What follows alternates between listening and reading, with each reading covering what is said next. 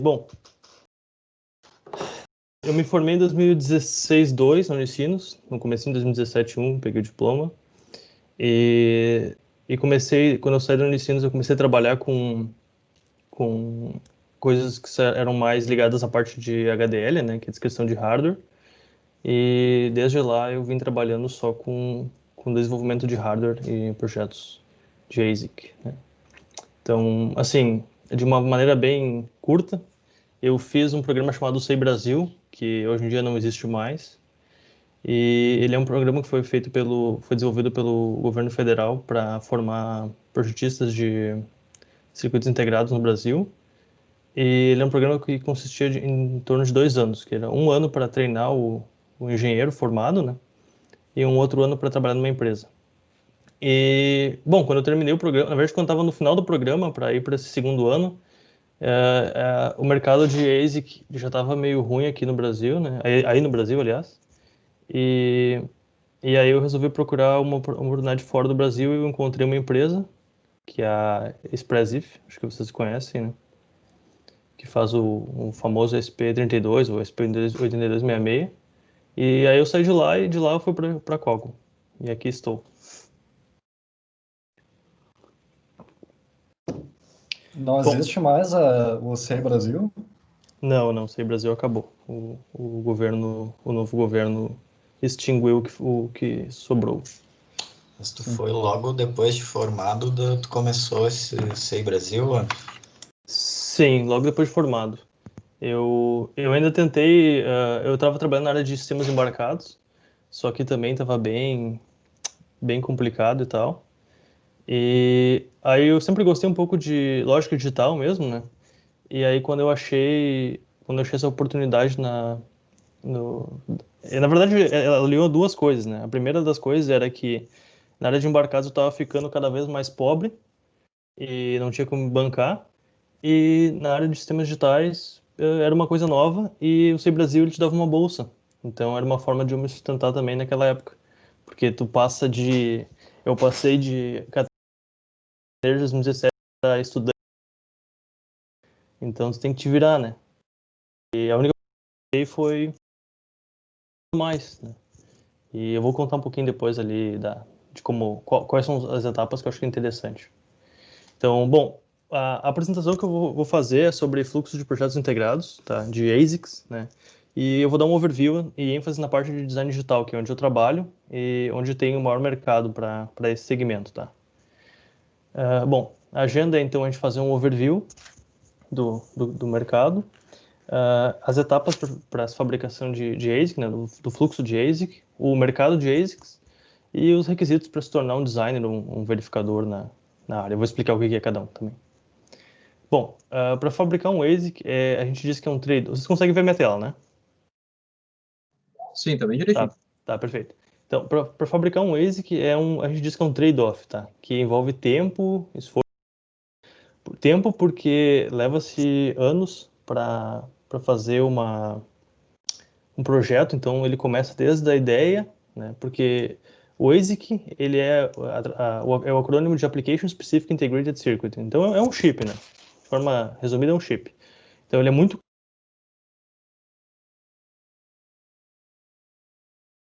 Ô, Inácio, eu acho que o teu fone ficou mudo. Tá saindo? Tá melhor agora? Ah, agora. Tá, beleza.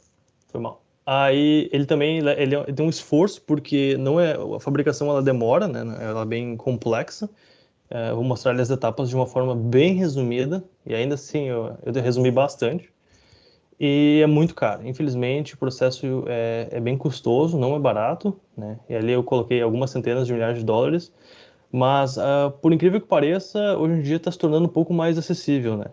Em projetos que a gente chama de MPW, que é Multi-Project Wafer, que é em um disco de silício, que nem esse que o Rick está em cima aqui, os caras colocam vários projetos, vários chips. E aí tu dissolve o custo, né? Claro, quando eu falo assim barato, é tipo 10 mil dólares, sabe? Que é muito barato para essa área de ASIC. Mas pensa que vai ser o teu chip, né? Teu protótipo ali e tal. Então já é interessante, assim, já começa a se tornar acessível. Claro que em tecnologias mais antigas, né? Tipo assim, 28 nanômetros, né, 45, por aí.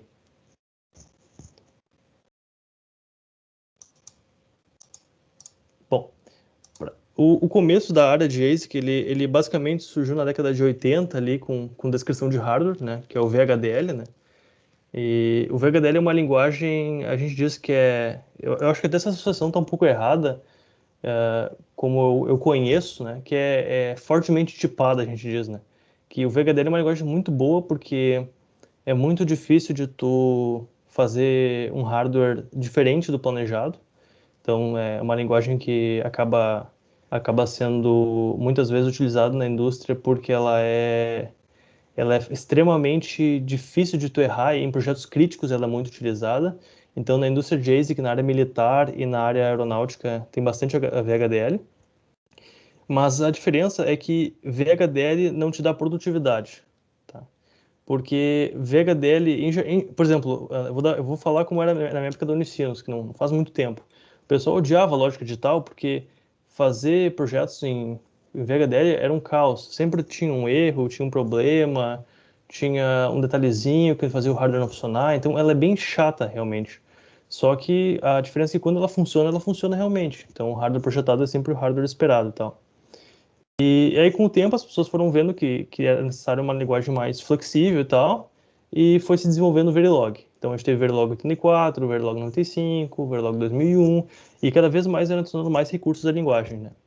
Até que em 2002 foi criado o System Verilog, que foi um Verilog para a área de verificação, que aí já entrava com classes, a questão de OOP, né, de ordenação objeto na linguagem, que isso já deu um ganho absurdo para a área de desenvolvimento de hardware e verificação. Aí a gente teve mais uma última tentativa do Verilog se tornar uma linguagem de mercado em 2005, e em 2017, 2018, a I3E, né, decidiu unificar e só tem hoje em dia System Verilog, não existe mais Verilog. Tá? O Verilog, o System Verilog e o VHDL são padrões de I3E, então o lado bom para a gente é que, diferentemente de uma linguagem de programação, tu olha a norma I3E e tem a descrição lá bem completa de como usar os exemplos e tudo mais. E, bom, basicamente esse gráfico só mostra ali, né, que conforme a escala dos chips foi mudando, né, quando a gente chegou em VLSI, a gente necessitou de uma linguagem mais poderosa, né, nesse caso tem Verilog.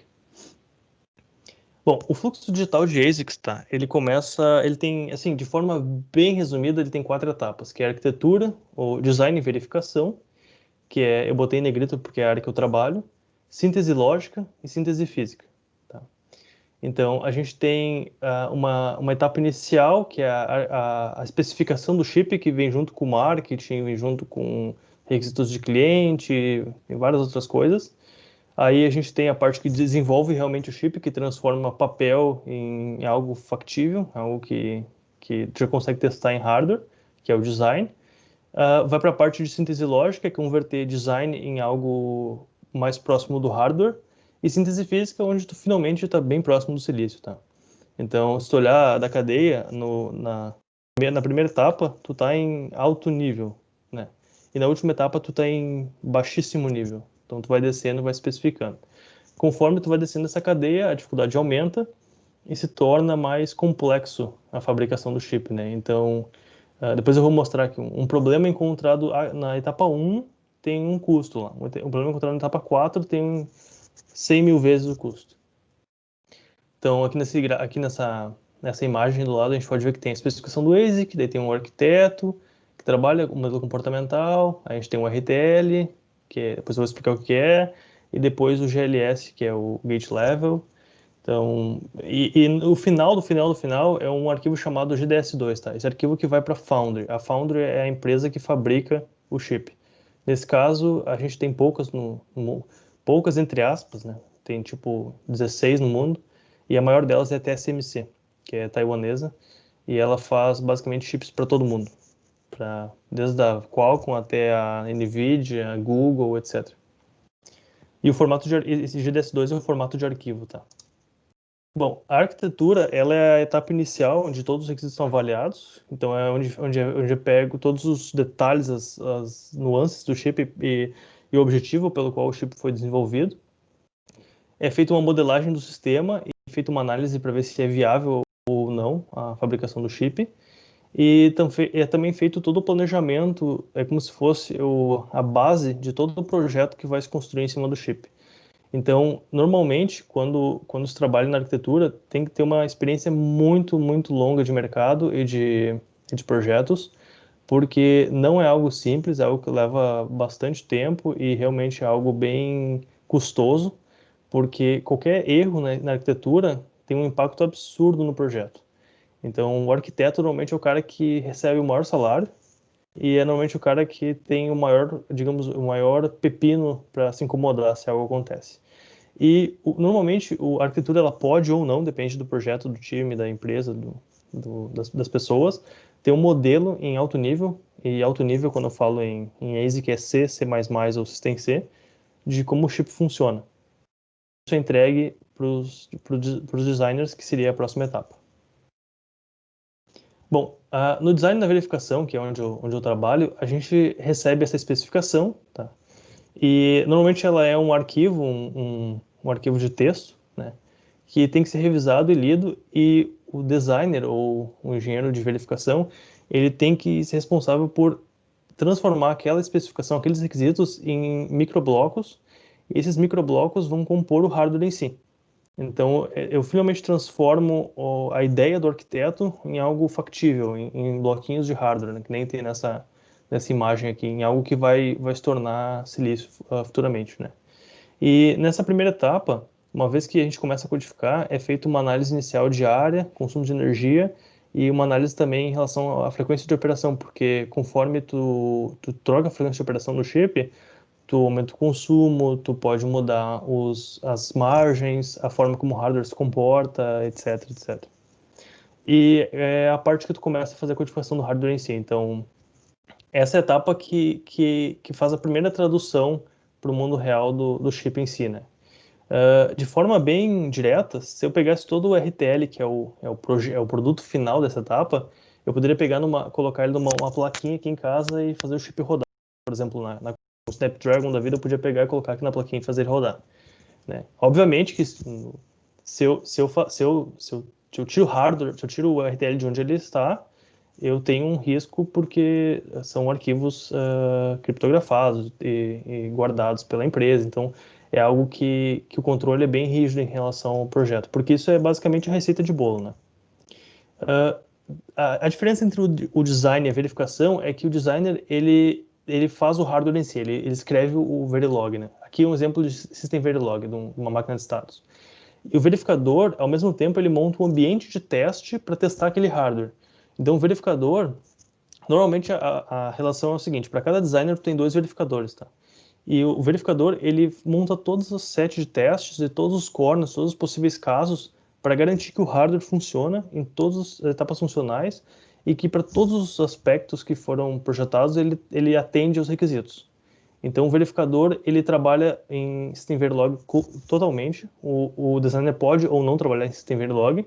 E o verificador, ele trabalha bastante com orientação a objeto. E muitas vezes o verificador usa o modelo que foi feito na etapa anterior, em System C, como o Golden Model para comparar o hardware que ele está testando. Então, o que acontece, por exemplo, vamos supor que eu tenho um somador, né? Eu codifico o somador leva 10 ciclos de clock para fazer a soma. No modelo em System C, ele leva 1 ciclo de clock, porque o modelo, a gente diz que ele é agnóstico, ele não tem noção de clock. Então, o modelo calcula instantaneamente e ele compara se o que o designer calculou bate com o que o modelo calculou. E aí ele verifica se isso está correto ou não. Então, basicamente, o dia inteiro do verificador é olhar, escrever System Verilog e olhar essas formas de ondas aqui e ficar o dia inteiro analisando isso. Ô, Inácio, deixa eu já te perguntar uma coisa, já no meio do caminho aí. System Verilog, no caso, o cara desenvolve, tu falou isso em orientado a objeto, isso? Aí que tá, System Verilog é uma linguagem bem flexível, tá? Ela tem classes de objetos, mas só que tu não pode usar classes de objetos quando tu vai fazer hardware, porque não é sintetizável. Então, assim, a diferença é que há estruturas que são sintetizáveis e estruturas que não são sintetizáveis, certo? Por exemplo, quando eu vou fazer um hardware, não existe um hardware dinâmico, tá? Apesar de ter professores que falam que hardware dinâmico, o conceito é outro, né? O hardware, uma vez que ele é projetado, ele não muda, né? Então, tem certas formas de usar System Verilog para fazer design. E outras formas tu faz verificação. É como se verificação fosse o escopo completo e design fosse o microescopo de System Verilog, sabe? Então, por exemplo, eu posso colocar um printf no meu design para quando o verificador rodar, ele vê essa mensagem, né? Porém, quando for seguindo o fluxo e nas etapas, aquele printf vai ser descartado. A ferramenta de síntese, ela olha assim, não existe printf, né? Como é que eu vou fazer um hardware que faz um printf aqui? Então, ela corta fora, sabe? E antigamente isso gerava erro, né? Hoje em dia a ferramenta apenas corta, ela ficou mais inteligente, as ferramentas de síntese, né? Então, essa é a diferença do System Verilog. Então, nesse caso, mal comparando, assim, seria uma coisa como se tu tivesse, por exemplo, a parte do compilador, onde ele compila realmente erros de digitação e erros de funcionamento, erros de linguagem, no caso mesmo, né? É a primeira parte que o cara faz, o System Verilog vai fazer aquela verificação, não do hardware em si, o funcionamento dele, mas sim mais da linguagem, se não tem alguma coisa mal escrita, isso, ou a lógica errada, coisa desse tipo. A gente diz entre sintetizável e não sintetizável, né? Porque, por exemplo, eu posso escrever um RTL que tenha... Quando eu falo RTL, é o hardware em si, tá? RTL é o acrônimo de Register Transfer Level, que é nível de registradores, né? A gente diz. E o que a ferramenta faz, ela olha e diz assim, tu está tentando fazer uma classe, isso não é sintetizável. Então ela simplesmente te diz, e aí tu tem a opção de corrigir isso, né? Ou simplesmente ignorar e ela vai adivinhar o teu hardware. E aí entra, digamos, a briga entre Verilog e System Verilog, né? Eu penso, quem programa em VHDL, desculpa, entre System Verilog e VHDL, quem programa em VHDL sabe que não tem como fazer isso. Porém, System Verilog tem como. A única diferença é que a ferramenta vai adivinhar e fazer do jeito dela. E aí, para hardware é um pouco perigoso isso, né? Mas há outros mecanismos dentro do fluxo que impedem que algo muito errado vá para frente, né? Eu explico ali mais adiante.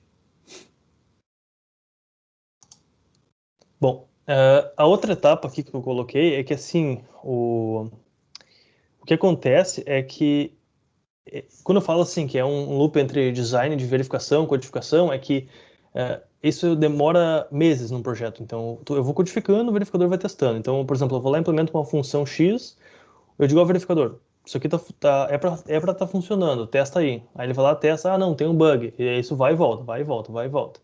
Isso itera bastante, então é uma etapa bem, bem estressante. Ô, Anderson, Foi. Deixa eu te interromper, cara, aproveitar que tu falou sobre isso e daqui a pouco eu vou ter que sair. Qual é o tempo entre o início e a finalização de um projeto de hardware desses? Depende eu sei muito. que isso vai depender muito do hardware também, mas média, depende assim. muito. Assim, vou dar um exemplo, tá? Mínimo de 1 ano e meio para fazer um projeto. Mínimo. Deixa eu te fazer outra pergunta. O que vocês usam? Na verdade, duas, né? De sistema para teste, de validação de projeto e para acompanhamento de tarefas. Vocês usam o sistema ágil, alguma coisa assim? É muito difícil de explicar porque são várias coisas, muitos sistemas, várias metodologias, porque são vários times, né? Por exemplo, eu trabalho no time de security, né? Mas tem um time de display, tem um time de modem, tem um time de AMS, que é a área analógica, tem um time de por exemplo, processador, CPU. Então, é muito difícil de ter. Infelizmente, o projeto é muito grande, então é muito difícil Cada de ter etapa é um universo. Exatamente, cada etapa é um universo. Na área de security, a gente usa uma metodologia X lá, mas depende muito, assim. Então, e para testar, é por isso que tem um verificador. O verificador, ele faz todos os 7 testes. Então, por exemplo, assim, quando a gente... Vou dar um exemplo, fazer uma analogia, assim. Quando eu vou fazer um projeto de uma ferramenta, um bloco que faz criptografia, tá? O verificador, ele testa todas as possibilidades daquele bloco. Então, e ele faz um plano de teste, um documento, tipo um Word, e é feita uma verificação com todos os engenheiros para ver se todo aquele teste de verificação, o test plan que a gente chama, ele bate com todos os corners possíveis, sabe? Para ver se não tem nenhum gap.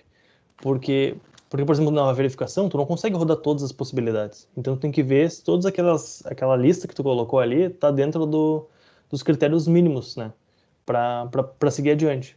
Então assim, é quase que, a gente diz, é uma coisa feita realmente na mão, assim, não tem... Porque realmente são coisas muito novas, né? Por exemplo, eu trabalho num chip que vai sair daqui a 3 anos pro mercado. Então, assim, tu imagina, se hoje tu tem uma tecnologia X, eu tenho que trabalhar numa coisa que não tem referência, sabe? Não é uma I2C, um SPI da vida, sabe? É algo mais avançado, sabe? Então acaba que tu tem que. O pessoal, a metodologia chama de metodologia tailor-made, que tu basicamente faz tudo na mão. Então é difícil, não tem, infelizmente, um padrão assim. É muito diferente de automação, sabe? Entendo. É artesanal, pelo visto. É artesanal. Legal. É bem artesanal, realmente. É como funciona, né? E, bom, aí a ideia é que, assim, parece muito difícil esse aspecto, mas, na verdade, tem várias ferramentas que ajudam a tornar isso um pouco menos doloroso, digamos assim. E aí, dentro delas, a gente tem a verificação que é PA, que é Power Aware, que é basicamente colocar power no circuito e ver como o circuito se comporta, porque, dependendo de alguns casos, tu não vai chegar em cenários específicos. Então, na verificação de power, tu já coloca, digamos, uma gota de realidade na verificação, para eliminar alguns testes. Porque o que acontece? Quando a verificação roda um teste, a gente chama de regressão. Ela roda uma regressão no hardware, e essa regressão, ela é muito pesada, ela leva, às vezes, dias para rodar. Então, o cara não pode errar muito. No começo, ele pode ter vários testes, até ele pegar o fluxo, mas quando o set de teste está completo, cada alteração é extremamente cautelosa, porque o custo financeiro mesmo é muito alto, sabe? E também tem a verificação formal, que essa é bem interessante, que é basicamente assim, tu diz para a expressão assim, ó, eu fiz uma FIFO, né? Então eu sei que uma FIFO funciona, ela entra ABC, tem que sair ABC, né? E aí tu fala para a ferramenta assim, olha, tem uma FIFO, prova que ela não funciona.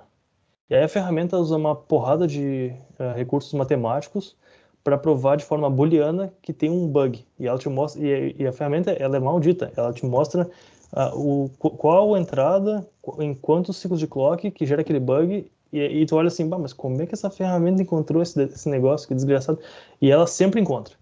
Então, quando tu passa uma verificação formal, o problema da verificação formal é explicar para a ferramenta que é uma FIFO. Mas uma vez que isso é feito, ela é muito poderosa, porque ela encontra corners, assim, absurdos, assim.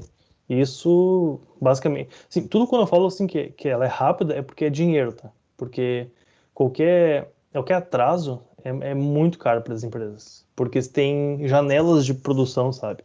Por exemplo, a TSMC, ela tem 8 ou 9 janelas por ano. Se tu perde essa janela de enviar os arquivos, pode ser quem for, a Apple, a Google, não importa. Só vai fazer no próximo semestre. E aí, se isso demora para fazer o chip, demora para entregar para o fabricante, que demora para lançar o produto.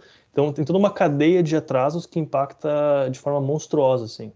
E, assim, por mais que eu esteja bem longe do produto final, isso acaba refletindo também na gente, porque a gente tem uma cobrança em relação a essas deadlines, né?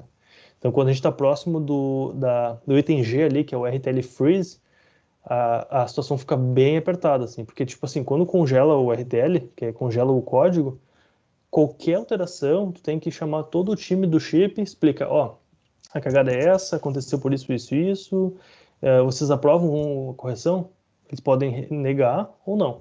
Se negarem, aí realmente é um problema complicado, porque daí tu tem que mostrar qual é que vai ser, digamos assim, a gambiarra para consertar, e o custo, o impacto disso em todo o chip, né?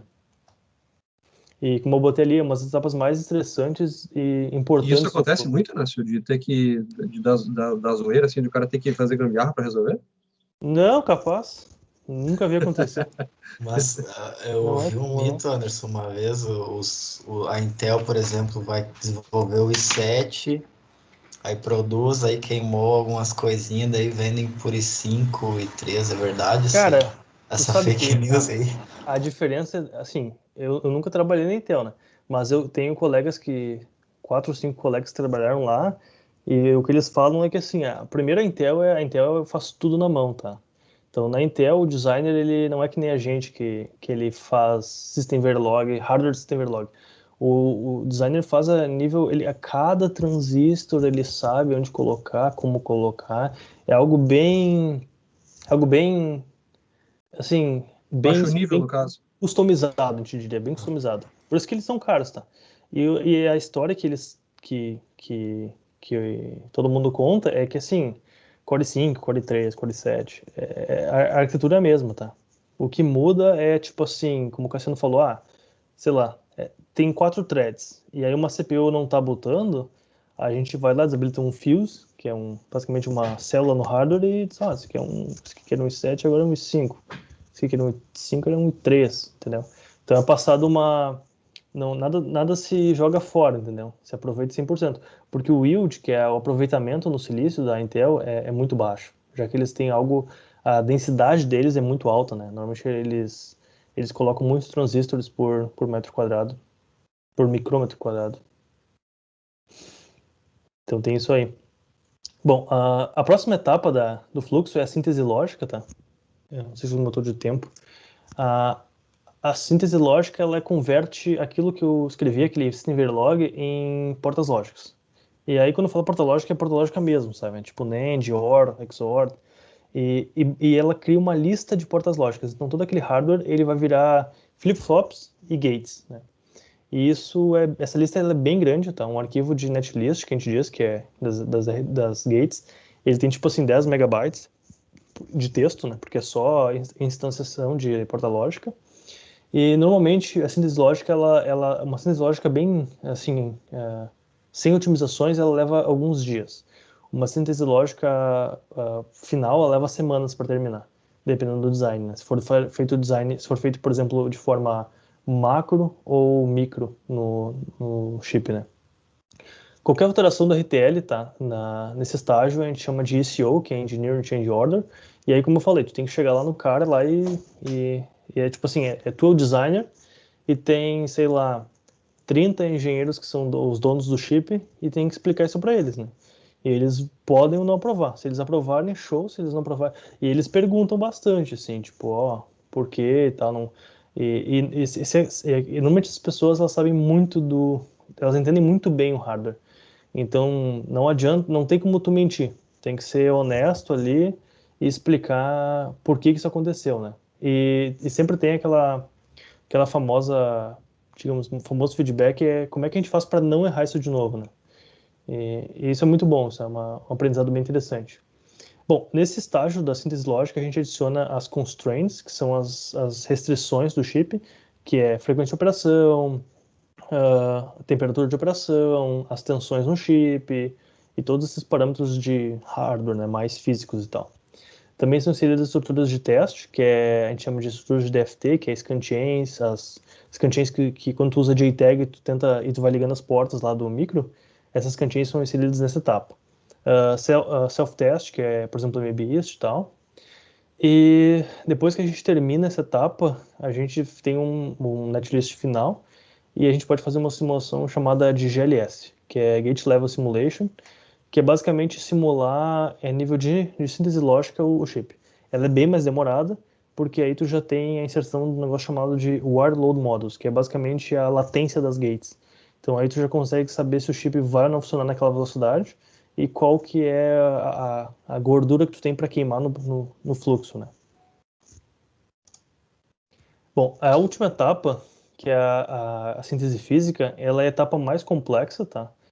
E ela como é que eu vou dizer, uma etapa que computacionalmente ela é muito custosa, porque ela converte aquele arquivo de texto, que é o netlist, em estruturas geométricas. Quem faz elétrica no ensino provavelmente viu com o professor João essas estruturas aqui, que são estruturas realmente do chip, né? São as camadas de silício, onde tem as dopagens e tal. Então ela converte realmente em estruturas, em layers de estruturas físicas, em modelos geométricos dos silícios e dos transistores e tudo mais. Então ela é uma etapa computacionalmente bem estressante, né? E nela a gente sempre faz uma análise chamada de BSTA, que é análise básica de tempo, estática básica de tempo, que é basicamente para saber quais são as curvas do chip e para entender quanto tu pode puxar o chip para uma velocidade ou não, e por quanto tempo.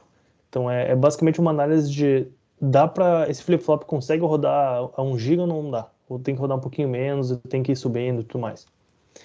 Tem bastante uso de machine learning nessa área, então tem setores de machine learning dentro das empresas para otimizar essa área, porque qualquer alteração nessa etapa, ela é muito complexa, porque tu tá trazendo de um, sei lá, vou dar um exemplo bem simples, uma end para uma porrada de estruturas geométricas, aqui aquilo ali vai virar num disco de silício.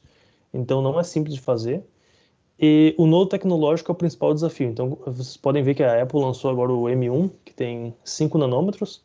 Então, cada vez que vai baixando mais o nodo tecnológico, mais caro, mais difícil é, porque os critérios são maiores.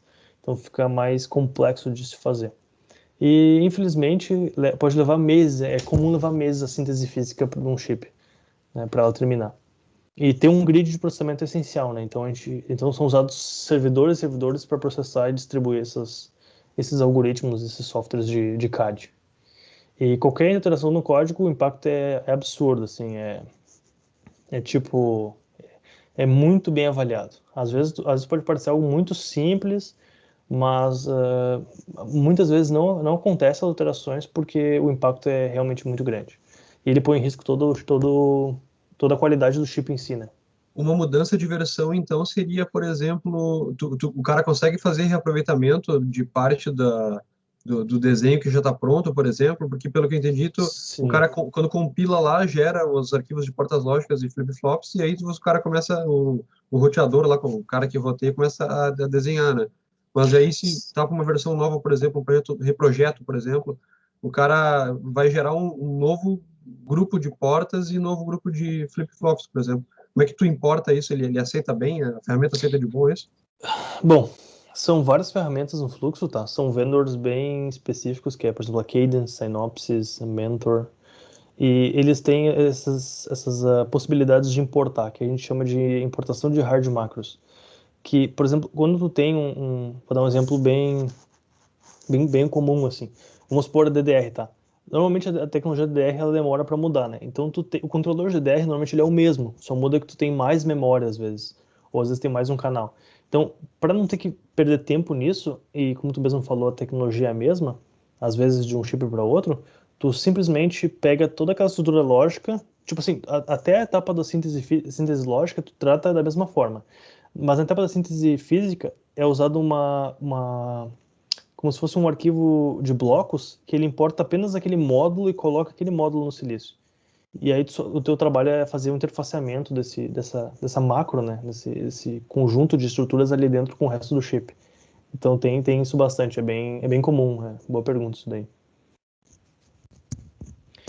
Bom, para cada uma das etapas a gente tem verificação, tá? Então apesar de eu ter falado só aqui, é porque essa é a mais comum, tanto nas vagas quanto dentro da área de desenvolvimento, é a área que tu mais vê a verificação presente, mas em todas as etapas tu tem a verificação entre estágios, tá? Então, por exemplo, no começo, na arquitetura, a arquitetura ela tem esse fluxo. Ela tem a especificação, faz a descrição comportamental, ela verifica, se falhou, volta essa etapa até otimizar. Até que, assim, no mundo ideal, isso deveria ser, como tá aqui, tá? Sequencial. Mas na prática, tem vários overlaps. Do tipo, essa etapa tá quase terminando e começa essa etapa. Aí se tem um erro aqui, obviamente impacta essa etapa aqui, e aí volta. Então tem um overlap entre esses estágios, tá? E aí o que é feito é como se fosse um nível de maturidade, tá? Então, por exemplo, o RTL ele começa no nível 0 até um nível assim, completo, quase RTL freeze. E aí começa a parte de síntese física. Então tem esse detalhe por causa do custo mesmo, porque não, como eu falei antes pro Enio, não tem tempo de tu não há tempo de tu separar isso de forma sequencial, porque isso levaria 3, 4 anos. Então tem esse overlap, ele é bem, e muitas vezes o designer, né, ele não trabalha em um chip, ele trabalha em 3, 4 chips para diferentes projetos. Então, às vezes, um chip está na maturidade 1, outro está na maturidade 3. E aí tu tem que trabalhar entre eles e ver, aqui eu tenho que dar mais atenção porque esse aqui vai quase congelar. Quando ele vai congelar, eu sei que eu estou ferrado. Então tem esse detalhe, né? Bom, Passando a parte técnica pesada aí, a gente tem o mercado de ASICs, que assim, no Brasil ele existe, apesar de algumas pessoas acharem que não. E tem na Ceitec, que é em Porto Alegre ali, é uma empresa muito boa, eu conheço algumas pessoas que trabalham lá, e realmente se produz tecnologia de ponta na Ceitec. Obviamente o nó tecnológico que é usado é um pouco mais antigo, né? Mas o know-how e a experiência ela é muito boa, assim. Eu conheço designers de lá que, cara, são, assim, do mesmo nível ou melhores que aqui, sabe? Então não tem nenhuma diferença, assim. A diferença é o dinheiro, realmente, que infelizmente a Ceitec não tem. Bom, tem a IDEA, em São Paulo, que trabalha com a parte de fotônica, se eu não me engano. Tem a Chipos, que é em Santa Catarina, mas é mais para a área de analógica e tal, e sinais mistos, que a gente chama de AMS.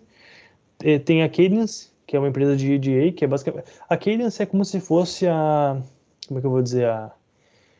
É como se fosse a empresa ela é a empresa que basicamente é dona de todos esses softwares que é usado no fluxo inteiro, tá? Então tu usa a Cadence desde o começo até o fim.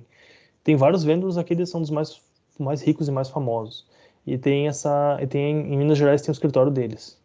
Na verdade, a empresa em Minas Gerais se chamava, né, Jasper Gold. E a Cadence comprou e tornou o cara milionário do dia para noite, incorporando essa empresa dentro do set dela. Mas é uma empresa bem interessante para se trabalhar. Você aprende muito lá. Bom, das empresas que fazem chip, assim, as fabless, eu coloquei a Qualcomm ali em primeiro, que é americana. Quando eu falo fabless é porque a empresa ela faz tudo menos o chip em si, tá? Quem faz o chip não é a Qualcomm. Assim como não é para Broadcom, nem para Nvidia, nem para Apple, quem faz são as foundries.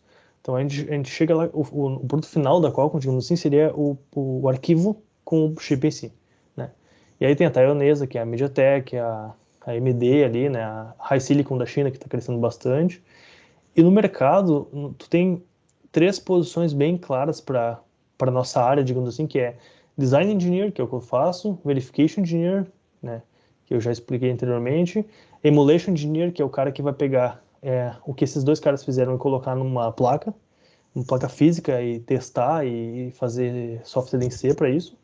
E tem o Physical Design Engineer, que esse já é um pouco mais complicado, porque esse aqui o cara teve que ter acesso às ferramentas caríssimas e difíceis de encontrar nas universidades, infelizmente, no Brasil. Então, essa é uma posição mais difícil. Mas por exemplo, um brasileiro que trabalha aqui na Cadence, aqui na Irlanda, ele é na área física, né? Ele é professor do CEI Brasil. E o contato, ele só conseguiu ter acesso às ferramentas porque no CEI Brasil a gente tinha acesso às ferramentas. Porque o governo do Brasil tinha um acordo com a Cadence para dar treinamento e todo o material técnico e software era dado pela Cadence. Bom, para se tornar um designer ou verificador, tá, os requisitos eles são especialização técnica. Eu botei complementar porque tem que ser complementar a engenharia, porque a engenharia em si é muito difícil tu chegar ao ponto de estar pronto para isso. E aí tem programas de pós-graduação, que é o PG Micro na URGS, o PPGE na USP, né? Que é de onde eu mais vi o pessoal que trabalha na área. Eu fiz o CEI Brasil, eu não tenho mestrado nem nenhuma pós-graduação, apenas o CEI Brasil. Tem que ter domínio intermediário da língua inglesa. Então, assim, não adianta, eu trabalho com gente da Nova Zelândia, do Egito, Estados Unidos, da Inglaterra. Então, tem que ter um inglês que tu consiga se virar, assim. Não precisa ser o melhor, mas tem que saber se virar.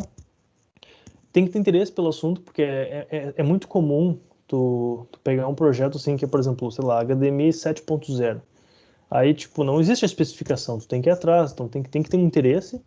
Eu botei ele ser esforçado porque eu acho que isso é basicamente o que aconteceu comigo. Eu não me considero inteligente, eu me considero muito esforçado. Então, a ideia, o que eu sempre tento passar para as pessoas é tentar ser esforçado e gostar de lógica digital. E isso se reflete em circuitos 1 e 2, na Unicinos, por exemplo. E ir atrás de laboratórios nas universidades, né? Na URGS, por exemplo, tem um LAPS, que, por incrível que pareça, se tu chegar lá, assim, querendo aprender, o pessoal te ensina. Sabe? Muitas vezes o pessoal brinca que é ser rato de laboratório, que tu tá ali e muitas vezes os laboratórios eles trabalham com tecnologias que não são muito longe do que tu vê na indústria, sabe? Porque na pesquisa tu tá sempre tentando puxar a barreira lá em cima, lá em cima, lá em cima, sabe? Então isso é importante. Mas nesse Lapis, por exemplo, o cara não consegue sem ter um vínculo com a URGS, por exemplo, entrar lá. Consegue. Tu fala, por exemplo, eu conheço um professor que é o coordenador de lá, que é o Suzin, Altamiro Suzin, e, assim, a única coisa que é pedido, né, é interesse, sabe? Porque se o cara vai lá sentar, te explicar, para te colocar no projeto, ele quer que tu trabalhe, quer que tu ajude, quer que tu, sabe... Não é aquele... Porque o que acontece muitas vezes é que o cara aprende bastante, daí o cara pega e mete o pé. E aí o laboratório fica ali, pá, o laboratório perdeu um baita de um cérebro que estava ajudando ali todo mundo, sabe? Então, é quase que uma relação de ajuda e troca ali. Então, o que o pessoal vai te dizer assim, ó, pessoal, tu quer entrar nesse projeto? Então, pô, participa das reuniões, esteja lá semanalmente. Então, tem que ter interesse realmente, sabe? A pessoa que leva na esportiva o projeto, que 15 dias ela faz, daí termina, ela some, não vai ter espaço lá. Mas se tu tiver interesse, realmente tu consegue. Então, por exemplo, eu no Sei Brasil, eu fiz o Sei Brasil e em paralelo eu fui trabalhar no Lapse, porque eu queria aprender sobre RISC-V, que era uma tecnologia que estava crescendo na época, né? E eu só fui aprendendo no Lapse lá. No Lapse eu fui aprender sobre isso. E no começo eu entrei assim e o pessoal foi me explicando e tal. E até hoje, né? Quando eu falo até hoje mesmo, né? Eu ainda trabalho com o pessoal de lá para fazer outros projetos juntos com eles e crescer, e criar novos códigos e postar artigos. Assim, eu não tenho nenhum ganho com isso, né? Por mim, se publicar um paper, para mim não faz diferença nenhuma, mas eu consigo aprender.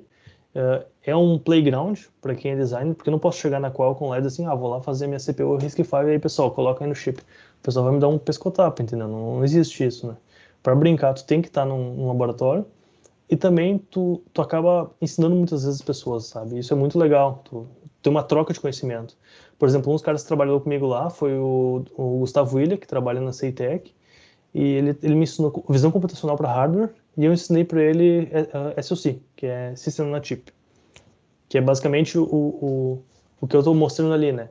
Basicamente, a ideia, por exemplo, que eu posso dizer é que, para quem está na graduação, pode começar a trocar microcontroladores por SoCs, que são basicamente, um microcontrolador mais simples, que tu pode, ou pode ser mais poderoso, que tu pode fazer em casa mesmo. E tem muita ferramenta aberta e projeto open source que tu pode usar para fazer o teu próprio. Então, por exemplo, estudando esses 3 protocolos da ARM, que é o APB e o HBXI, tu já tem um bom começo para fazer uma entrevista para uma empresa para ser um designer, por exemplo. É importante também saber a arquitetura de CPU, as tendências, né, que é RISC-V agora e ARM v8, né? E, obviamente, saber usar os periféricos ou para que serve cada um, I2C, uma UART, SPI, DMA, etc, etc. Aqui, por exemplo, tem uma arquitetura de um microcontrolador da ARM aqui, por exemplo. Bom, tem esse projeto aqui que eu fiz, tá? Faz um ano, que é um SoC aberto no GitHub. Tu pode pegar esse código na tua própria máquina, com software aberto, compilar, e ele vai gerar um arquivo executável para o Linux, que é um SoC. Pode carregar programas, aumentar o número de periféricos, trocar CPU, botar mais memória, fazer o que tu quiser. E não é assim algo que não é sintetizável. Eu posso pegar esse mesmo RTL e jogar na FPGA, que é uma placa, né? E ver ele funcionando ali. Então, esse seria o teu chip ali na FPGA, né? Isso é o mais próximo que um designer pode chegar de ver o chip dele fabricando. Porque, por exemplo, eu nunca vou conseguir fazer lá e ter acesso ao die do silício que está lá na Foundry, porque realmente, assim, são níveis longe de mim, assim, né? Não posso ter acesso a isso. Mas isso aqui, e assim, isso aqui não é longe da indústria, tá? Posso dizer para vocês. Isso aqui é uma CPU aberta. Vocês já estão trabalhando com o SP32 da Espressif? Ela tem uma CPU, assim, muito parecida com essa daqui. Então, é uma CPU diferente, ela é diferente porque ela é dual core e tal, mas é muito parecida, então vocês já podem ter uma proximidade maior, assim, e tal. E, sim, toolchain para RISC-V aberto, tudo aberto. Não tem nada pago ou algo assim. Bom, para rodar isso tem que ter... Assim, tu pode rodar no PC, mas não tem graça, né? O legal é ver LED piscar. E aí tem que ter uma FPGA, que pode ser ou Xilinx, ou Altera, ou da Texas, ou Microsemi, ou Microchip e tal. Só que nenhuma delas eu recomendo, porque todas essas daqui significam que tu vai ter que deixar de comer por um ano, porque são muito caras, muito, muito caras. É absurda, é ridiculamente caras essas FPGAs.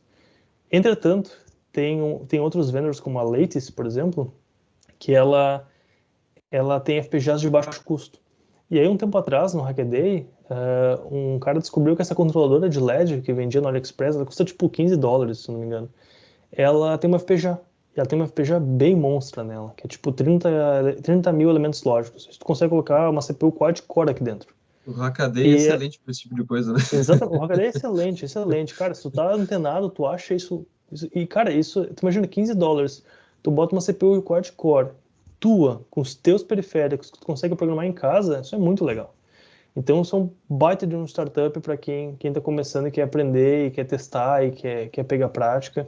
Porque se tu consegue fazer o teu RTL funcionar nessa FPGA aqui, tu já está muito, muito bem preparado para trabalhar no mercado, para ir para a indústria mesmo. Pior é que eu tô olhando, cara, eu acho que eu tenho uma placa dessas lá no serviço de umas amostras de painel de LED que a gente recebeu e eu vou até dar uma olhada. Não, provavelmente tem, cara. Essa placa, eu comprei ela, eu também tenho aqui, e ela tem tipo um adesivo aqui em cima, porque eles não querem mostrar qual port number, né? É a forma dos chineses esconderem o chip e tal. E, cara, tu tira o adesivo, né? É a CPU, é a FPGA da Lattice. Mas sabe? é da onde a Lattice? Não sei. Cara, a Lattice, se eu não me engano, é americana. E ela não é muito conhecida porque ela é, tipo... Ela é mais amiga da comunidade open source, tá? Porque, por exemplo, na Xilinx, tu usa o Vivado, que é a ferramenta lá, o software, e o Vivado é tipo assim, clique, clique, clique, clique, funciona.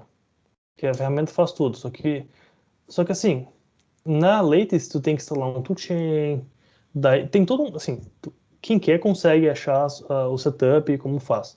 Não é tão fácil como o Xilinx, como o Altera, que tem o Quartus Prime, mas é bem completo, sabe? É bem interessante e tem uma comunidade muito forte, sabe? No Reddit, por exemplo, tu vai lá e diz, pessoal, tranquei nessa etapa. Sempre tem alguém que pode te ajudar e com certeza vai. E também a Lattice é a primeira vendor de FPGA que tem todo o código dela aberto. Então os caras já conseguiram hackear o Bitstream, que seria o arquivo que vai dentro da FPGA, para saber como programar. Então hoje em dia tu nem precisa das ferramentas da Lattice, tu pode usar uma ferramenta que é a IOSIS, que é aberta, e gerar o teu próprio Bitstream, teu próprio imagem da FPGA com o teu hardware ali dentro.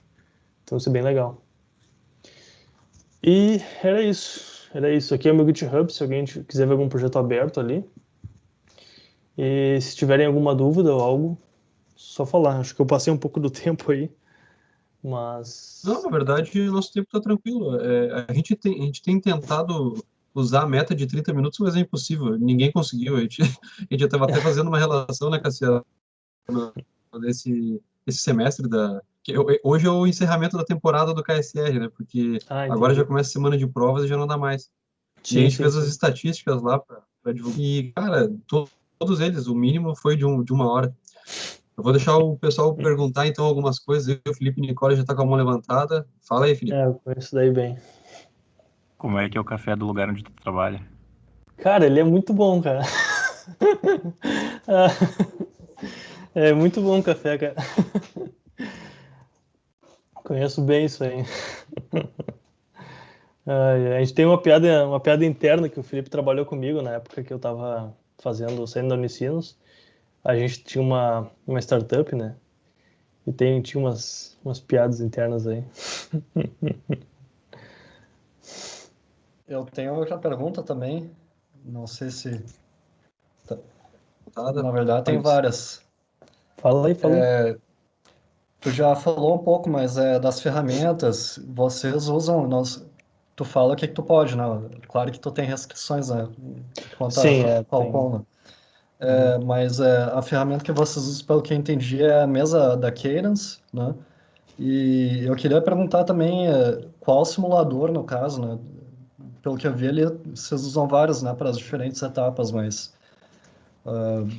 eu sei que, por exemplo, o Vivado lá tem um simulador Vivado, né? E eu já vi também que tem um open source, que até me chamei me chamou a atenção quando tu apresentou a da Lattes, que eu também não conhecia, né? Qual que seria um simulador de HDL open source, né? Desculpa. Ah, Qual que seria os simuladores? cara, na Qualcomm a gente usa todos, tá? No sentido de que literalmente tu tem que fazer passar em todos. Então, por exemplo, tu faz um somador, por exemplo, esse somador tem que funcionar no Model Sim, no SimVision, no VCS, em todos. Porque Sim. o fluxo nos obriga a fazer isso. Então, tipo assim, tu roda lá, tem um fluxo de desenvolvimento, né? E aí o fluxo é como se fosse um continuous integration que diz, olha, teu hardware passou aqui, aqui, aqui, mas nesse vendor não passou. Refaz e faz de novo.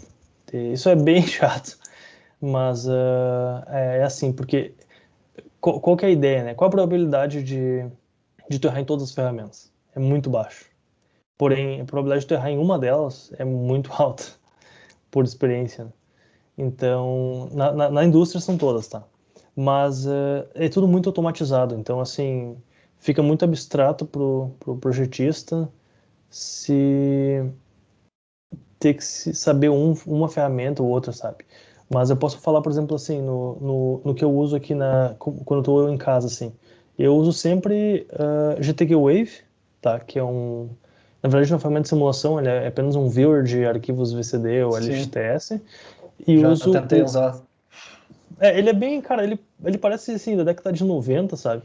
Mas ele é Sim, bom, cara. Se tu sabe usar ele, ele é bom, ele é bom. Eu tenho alguns tutoriais que eu fiz pra usar ele de forma legal, assim. E eu uso bastante o Verilator, cara. O Verilator é a minha ferramenta, assim, é o meu pé de boi, assim. Sempre que tem um problema, eu vou lá no Verilator, papá, aprendo e testo. E o Verilator, o que ele faz é compilar Verilog em C++. E aí eu transformo o meu Verilog em orientação a objeto. E aí eu consigo brincar com o hardware muito mais fácil, sim. sabe? Então é basicamente. Mas assim, tipo, eu também tenho, assim, sabe? Digamos, offline, algumas ferramentas, assim, pagas, né? Que custam aí, tipo, alguns milhares e tal para testar. Mas é bem chato de encontrar. Por exemplo, a Sim. Cadence tem o SimVision, tá? Que é a ferramenta principal deles para simulação. O Waveform Viewer deles é muito bom, cara. Mas assim, ó, é muito bom. Tu clica lá, ele te mostra tipo as transações, ele é um outro nível de simulação. Só que, cara, a ferramenta para achar ela craqueada, assim, putz, tu leva um tempão, sabe? Tu vai instalar muito trojan no teu PC até tu achar ela correta. Então, assim, eu só Só que tá usei ela sendo uma vez. gravado, né? Não, eu sei. Pra te usar ela, cara, tu tem que procurar muito, muito, muito pra achar assim e tal. E Sim. mesmo quando tu acha, às vezes não vale a pena usar a ferramenta, tá? Porque acontece que tu meio que tem que. Por exemplo, essa ferramenta que eu tô usando, que é o Verilator, eu prefiro fazer nela muitas vezes porque as coisas são mais rápidas, entendeu? Porque numa ferramenta paga, por exemplo, tu não consegue só, tipo, rodar um makefile da vida. Tu tem que rodar um setup e tal, entendeu? Então, sempre que eu vou fazer algo pra mim, e normalmente eu boto no GitHub, eu faço no Verilator e tal. Então, é mais rápido e prático. Eu não lembro agora, Verilator é código aberto, né?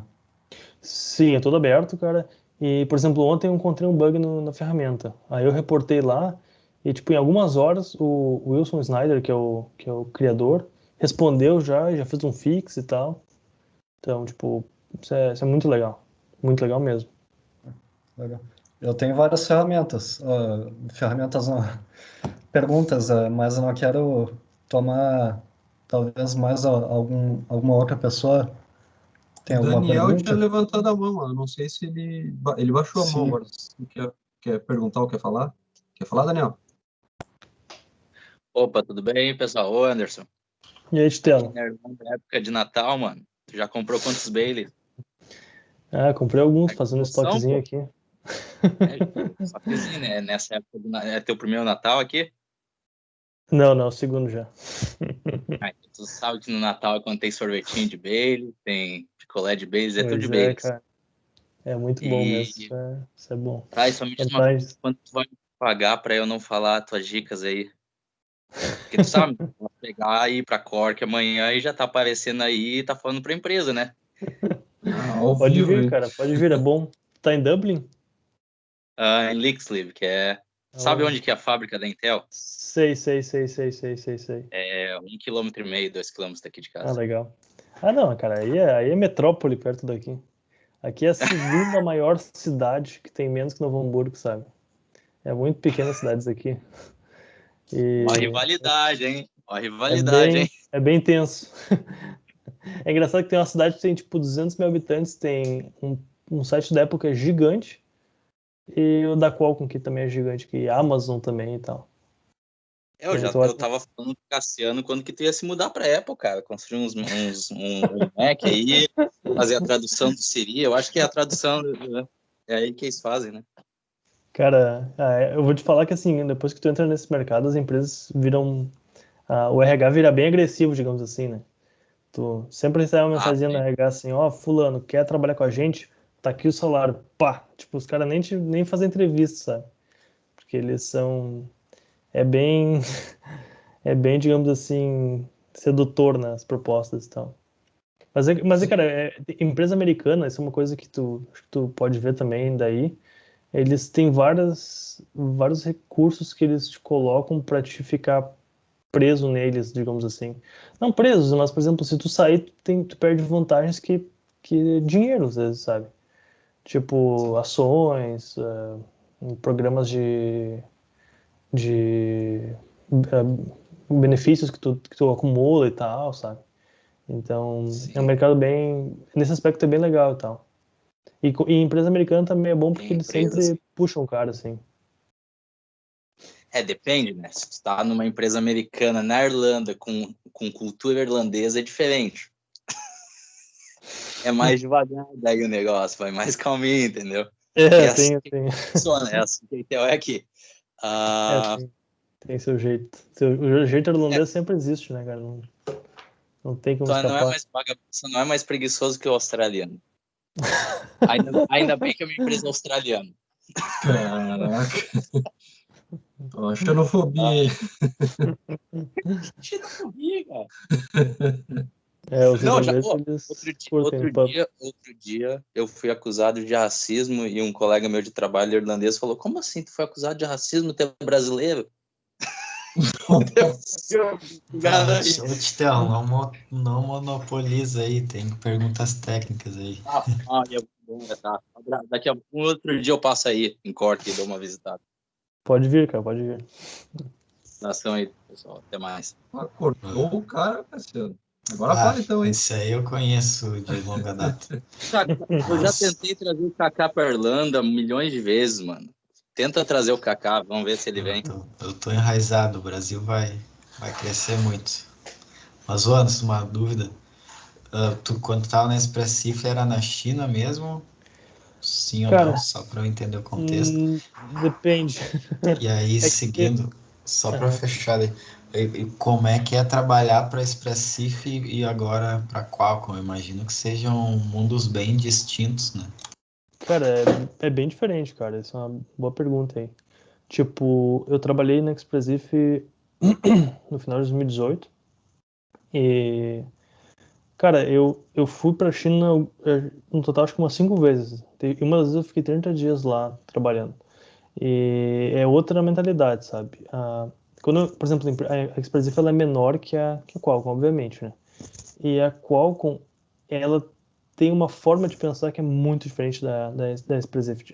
Quando a empresa é menor, tu faz mais, tu tem acesso a mais coisas, assim. Então, eu trabalhei lá por exemplo, tem um chip que tá para sair da Expressif que eu trabalhei em acelerador de hardware, sabe? Só que, tipo, eu era engenheiro, eu tava eu saí, tipo, eu era um charlinho, né? Saí do Brasil começando e tal. E os caras já me colocaram para trabalhar dentro de um acelerador que falava com a CPU principal. Então foi um desafio, assim, para mim absurdo, sabe? Eu trabalhei em linguagens como, por exemplo, o Teasel, que nem para Teasel, eu não entrei em detalhe, mas Teasel é como se fosse uma linguagem que a gente chama de HLS, que é High Level Synthesis, que basicamente transforma tu escreve teu hardware como se fosse Python, basicamente. E ele compila e o produto dele é Verilog, o sistema Verilog e tal. ou VHDL, se tu quiser. E cara, tipo, o desafio foi absurdo, cara. E, tipo assim, eu trabalhei, quando eu fui pra China, eu trabalhei lá, a mentalidade chinesa ela é muito, muito diferente da americana, sabe? E eu me adaptei, sabe? Eu fui aprendendo e tal. No começo eu tive várias dificuldades para entender eles, porque a forma como eles pensam no trabalho, eles gastam muito tempo pensando e o agir é muito curto, sabe? A janela de agir é muito curta, a janela de pensar é gigante. E na Qualcomm já é diferente, sabe? A metodologia do americano ela é mais flexível e ela é mais assim acolhedora, ela engloba mais de formas mais heterogêneas. E no chinês, o chinês ele tem aquele jeito, aquela caixa. Então assim, normalmente tu tem que seguir o modelo dele, não adianta tentar fazer o teu, sabe? Porque não vai casar e vai gerar conflito. Então, mas assim, ambos os modelos são bons quando tu te acostuma e tal. E tu aprende diferenças, sabe? Diferenças culturais e tal também. Assim, a China, eu nunca tinha ido pra China. Eu nunca tinha saído do Brasil, na verdade, quando eu fui a primeira vez trabalhar na China.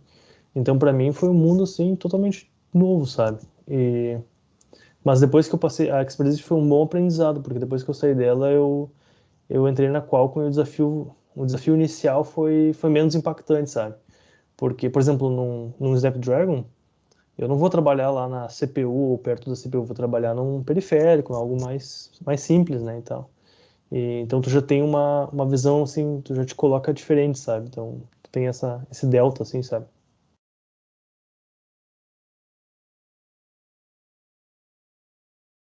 Vinícius, tem pergunta? Vinícius, Tem, também levantou a mão. sim, tava lendo ali o que o Cassiano falou, escreveu no chat. Bom, a pergunta do ambiente de trabalho já foi feita. E tem algum projeto legal, assim, que tu trabalhou, que tu possa nos dizer, assim, tipo, essa MCU lá eu ajudei em tal coisa. Cara, tem uma porrada de NDA que eu assinei, tanto com os chineses quanto os americanos, mas eu posso falar, por exemplo, assim, ó, na Expressive eu trabalhei na CPU nova que vai sair deles lá, trabalhei bastante na parte de machine learning, e, cara, na Qualcomm, cara, o meu trabalho só vai aparecer no mercado daqui a 3 anos. Ou pode ser que funcione os celulares ou não sei, vamos ver, né? Mas, assim, em detalhes eu não posso dar do projeto, ainda mais que eu sou do time de segurança, né? Mas, cara, assim, por exemplo, a gente trabalha em chips grandes e chips pequenos, né? Eu trabalhei hoje em 7 chips até agora na Qualcomm. Dois deles são muito grandes e o resto são chips menores e tal. E, e provavelmente quando eu sair o trabalho eu vou poder, acho que falar, não sei ainda, tem que ver com o meu gerente, mas eu não, obviamente não posso dar detalhes do hardware em si, né? Mas são partes menores, assim, sabe? Enquanto que na Expressive eu já pude ver, assim, o chip final na mão, assim, foi bem legal e tal. E como eu falo, assim, leva muito tempo para fazer um chip, tá? Então, por exemplo, vamos supor que nem o pessoal fala de RTX das NVIDIAs que tem Ray Tracing. Cara, Ray Tracing, os caras começaram a desenvolver o chip em 2015, sabe? Então, tipo, tem vários recursos que por exemplo, que eu sei que vão estar nos chips novos, que obviamente não posso falar, que, cara, tu trabalha com isso e pensa, putz, que massa, sabe? Eu acho que esse é o lado legal, assim, dos projetos, tu poder ver o que tá na borda, sabe? Tipo, ter acesso. O único problema é que tu tem que ficar quieto, né? Tu tem que ficar quieto e guardar pra ti, né? E muitas vezes descobrir como fazer também, porque às vezes o arquiteto vai lá e diz assim, olha, sei lá, eu quero que o display rode a 350 Hz. Aí tu pensa, putz, mas não tem um display que roda assim, cara, nem no PC, como é que eu vou fazer isso? Aí o cara, não, te vira, dá teu jeito. E aí, nem nesse exemplo, tu tem que ir lá e aprender, ir atrás e se virar, então é bem assim mesmo. Acho que o Felipe Nicolia tem outra pergunta. Sim, tu falou que tu trabalha na parte de segurança, isso é a parte, tipo, de segurança física do chip ou é tipo um acelerador de criptografia, assim? Cara, é time de segurança, sabe? É tipo blocos de criptografia, blocos de. Como é que eu vou dizer? De sistemas que gerenciam segurança, sistemas que trabalham com segurança. SHA-256. São várias coisas assim ligadas a. São diferentes. É porque assim, são.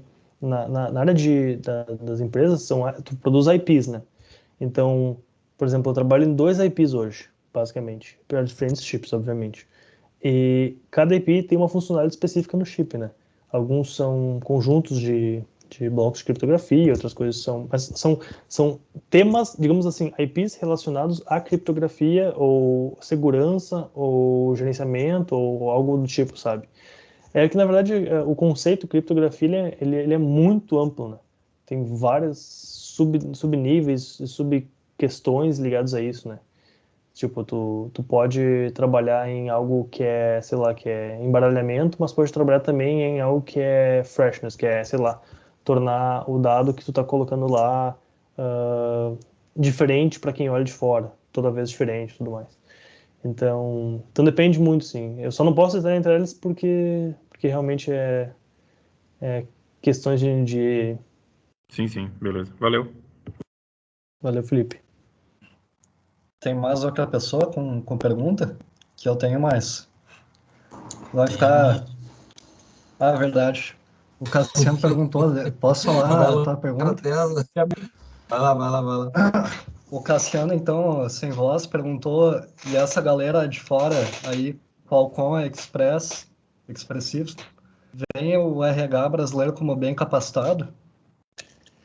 Eu fiz elogio ali também, né? Cara, Poxa, eu vou te falar. Elogio não é pergunta, né?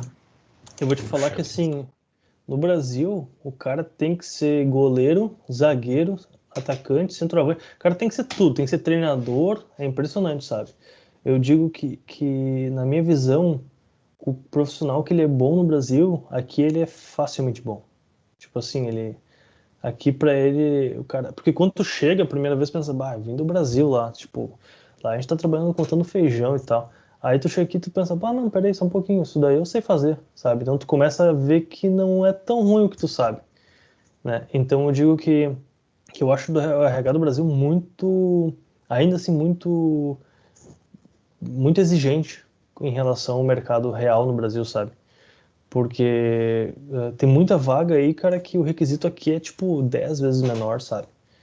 E, tipo, eu tenho colegas que o primeiro emprego deles é aqui, sabe? Cara, nunca isso no Brasil ia acontecer, mas assim, ó, nunca. Por exemplo, eu tenho um amigo que trabalha na Expressif hoje, que é o Felipe Neves, em São Paulo, e aí tava conversando assim com ele sobre as entrevistas e tal, né, na área de software, de Senior Embedded Engineer, né, e aí, cara, eu fui ver as perguntas e eu disse, caramba, mas as perguntas de vocês são pra, tipo, o cara que tem 10 anos de experiência, sabe codificar em C, C++, Python, sabe tirar com a metralhadora pro lado de paraquedas. Tipo, putz, é só esse nível, sabe? E o time deles lá é só cara muito bom, sabe? Então eu acho que eu acho que o Brasil tem essa coisa de, tipo, cara, exigir o melhor do melhor do melhor, sabe?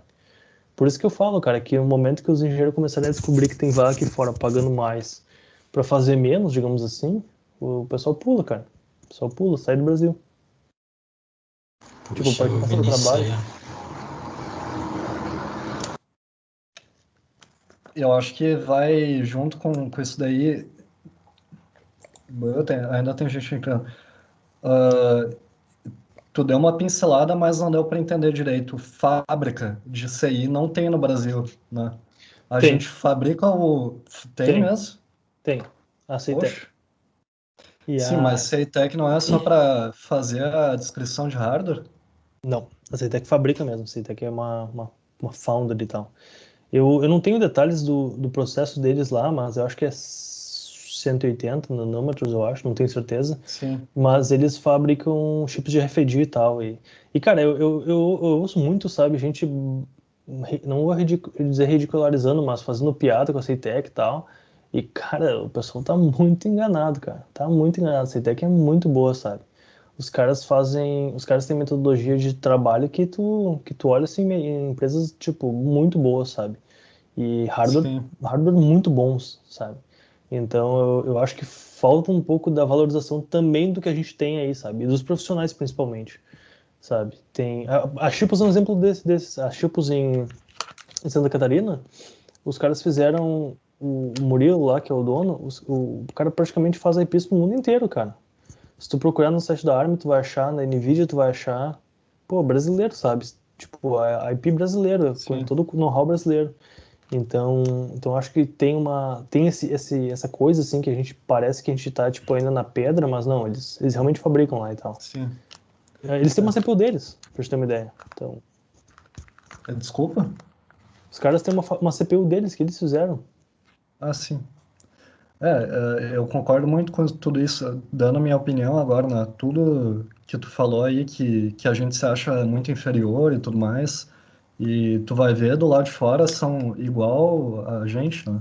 São pessoas também, né? E a diferença é Sim, cara. que estão fora do Brasil, Por né? esse ponto, por exemplo, na Irlanda não deve ter fábrica também, né? Não, cara, não tem fábrica, não tem. Pois é. Projeto, né? Tem bastante Mas, brasileiro. mas quer ver um exemplo aqui? Ó, a vantagem da Irlanda, tá? Não é que a Irlanda tem um portal negro ou algo assim, mas a Irlanda, ela dá uma dedução de imposto absurda para as empresas instalarem aqui. Então, é tipo assim, no Brasil, a empresa mal pisou, já tem que pagar o valor dela vezes 7.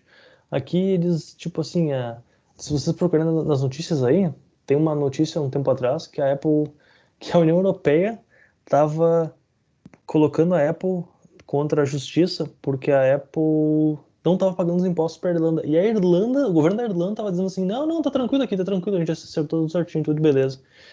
Porque, tipo assim, a Apple tava pagando, sei lá, acho que 2,5% de alíquota, um bagulho que era absurdo, sabe? Que não é aplicável em nenhuma indústria, sabe? Então, é mais uma questão de isenção fiscal, entende? E atração tal das empresas. É que no Brasil, cara, não é assim que não jogam para esse lado, sabe? É diferente, a política é diferente e tal. Mas na minha visão, assim, eu fico muito feliz quando eu vejo um brasileiro aqui e eu posso dizer que a gente é bom, cara. Somos profissionais muito competentes e a gente faz, cara, eu vou dar um exemplo, tá?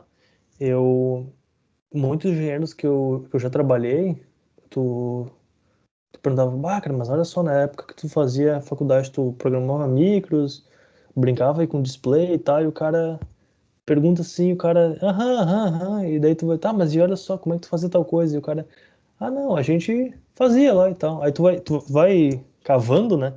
E tá vendo que na real o cara teve uma cadeira ali de 10 horas de microcontroladores. Daí tu pensa, pô, pera aí só um pouquinho. O cara trabalha no mesmo nível que eu, o cara sabe tanto de micros quanto sabe, sei lá, o zelador que tá vendo as aulas da faculdade todos os dias. Tipo, tu vê isso, sabe? E isso às vezes me pergunta, eu penso assim, pá, cara, se muito BR viesse pra cá e visse, assim, que às vezes a gente é muito, muito melhor do que a gente pensa que é, e ia mudar muito, eu acho, a visão, sabe? Eu acho que se tu tiver o gap do inglês, que realmente é uma coisa que tu tem que aprender e tal, que a gente não é nativo, o Brasil seria uma potência em termos de desenvolvimento de projetos de eletrônica, sinceramente. Mas tu considera que seria de boas, então, o cara que se forma e aí tentar vasculhar emprego aí, por exemplo, na Irlanda, por exemplo, sei lá, ou em algum outro lugar na Europa Sim, para não, se com mandar. certeza. Sim, ó. Se fosse na área de embarcados, sim, tá? Vou falar assim, tipo assim, cara saiu da Unicinos que procura embarcados. O cara consegue. Eu sou um exemplo disso. E como eu disse, eu sou esforçado. Eu vou atrás e eu acho que qualquer um da Unicinos que tem interesse pelo assunto conseguiria também. Agora, ASIC em específico, né, que é isso que eu apresentei, aí eu acho que já tem que caçar um pouco mais, sabe? Que nem eu falei aqui, ó, tentar botar esse design, ir atrás, perguntar, entrar num lápis da vida, falar com os professores. Por exemplo, nesse exato momento, a gente está fazendo um projeto de uma rede dentro de um chip, que é uma NOC, né? Network on Chip, que é aberto e que tem participação de... Eu trabalho com o pessoal da URGS aí, fazer esse... Eu não tenho um vínculo com a URGS, nenhum vínculo. E eu trabalho com eles, e eu trabalho num bloco ali do projeto, né? E eu tô aprendendo bastante com isso. E poderia entrar qualquer um ali, aprender e se interessar e tal, contribuindo, sabe? E isso é tipo assim, é daí que tu começa a pegar, sabe, braços para ir aprendendo e indo atrás, sabe? Porque quando eu entrei no Sei Brasil, eu não sabia o que era RISC-V direito. Eu te conhecia, assim, de ouvir falar e tal, mas só no lápis que eu fui ter acesso a uma CPU e colocar. No começo eu pensava assim, mas como é que eu nunca mexi numa CPU, eu nunca vi um core da ARM, né? Cara, não tem nada de especial, sabe? Tu lê a documentação ali, dá 2, 3 dias, tu já sabe como funciona. Tu passa de usuário para pro designer mesmo, né? Pro cara que vai lá e mexe no bit e tal. Não é magia Sim. negra, literalmente. Pegar isso aqui e colocar na Eu, FPGA e rodar é barbado. Depois de eu ia, alguns meses. eu ia perguntar. Desculpa. Eu ia Não, perguntar não. também justamente desse RISC-V aí. É, eu, ele é código aberto e daí exatamente por isso que as empresas estão abandonando, né, a arquitetura da Intel, o x86, né, e pegando esse, mesmo que ele seja um pouco menor, pouco pior, né, ao que eu entendo. Cara, Isso? é que assim, não existe uma resposta genérica, sabe? Cada empresa tem um Sim, fluxo, sabe? Tipo, por exemplo, na empresa que eu trabalho anteriormente, o pessoal estava procurando uma solução nessa área porque a empresa em que eu trabalhava em especial, eles não. O negócio deles era baixar custos, sabe? Um dos aspectos. E se tu tem um processador ARM, tu tem que pagar royalties, né?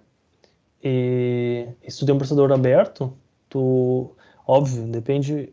Se tu comprar, por exemplo, da Sci5, tá? Que é uma empresa que vende IPs RISC-V, tu vai pagar para eles. Não tem, é um modelo de negócio. Mas, por exemplo, se tu for lá e pegar uma CPU aberta, que nem essa RISC aqui do time Pulp ali, tu não vai pagar, cara. Tu pode botar no silício e tal, lá e tal, mas, tipo, não tem um critério. Então não tem esse custo por die, né? Custo por chip disso, né? Então o RISC-V ele é uma alternativa porque tu tá saindo de um mercado que só tinha ARM, né? Tinha ali outras alternativas, mas dominado pela ARM, para agora tu tem uma alternativa, que é aberta. No sentido que eu posso pegar a ISA, que é a Instruction Set List, olhar as instruções, implementar minha CPU no hardware, se me atender os requisitos, beleza, eu tenho uma CPU, não pago para nada para ninguém, sabe? Então, é uma alternativa que apareceu no mercado, sabe? E assim, muitas empresas estão olhando para isso com bons olhos e tal, porque tem caras muito inteligentes que estão incentivando. Por exemplo, em 2018, eu participei do workshop em Zurique, na Suíça, e eu consegui falar com o Patterson, o famoso Patterson. E perguntei assim, né, tava conversando sobre a CPU e qual que são os planos e tal, porque veio de Berkeley, né, na Califórnia. E eles falaram que, cara, em 2019 e 20, eles falaram que a adoção no mercado ia para 5%. E, cara, se tu para pra pensar, tem CPU até em relógio hoje em dia, né? Então, já é um mercado absurdo, cara. É um mercado absurdo, sabe? Eu me impressiono muito com o crescimento. E eu acho que assim, quem quer entrar no mercado tem que estar por dentro, sabe? Não necessariamente precisa ser especialista, mas tipo, saber que existe e a diferença, mais ou menos, do que é, né? Porque entre ARM e RISC-V ambos são RISC. O que muda é a ISA e a forma como um modelo de um e o modelo da outra, né? sim. É, essa arquitetura aí da Intel já está há muito tempo sendo usada, né? Que eu me lembro. A x86 ela Antiga. bem antiga, realmente ela dominou o mercado, né, por Sim. muitos anos e tal. A principal arquitetura hoje em dia é ARM V7 e V8. Hoje no mercado, assim, né? Que tu vai ver e tal. Da ARM, né? Mas eu acho que isso vai mudar, cara. Assim, eu tenho fé que, baseado no que eu leio e vejo, que as coisas vão mudar com os anos. Eu tenho a impressão de que, assim, mais uns 5, 6 anos a gente vai ter uma adoção bem grande de alternativas, como o RISC-V e tal.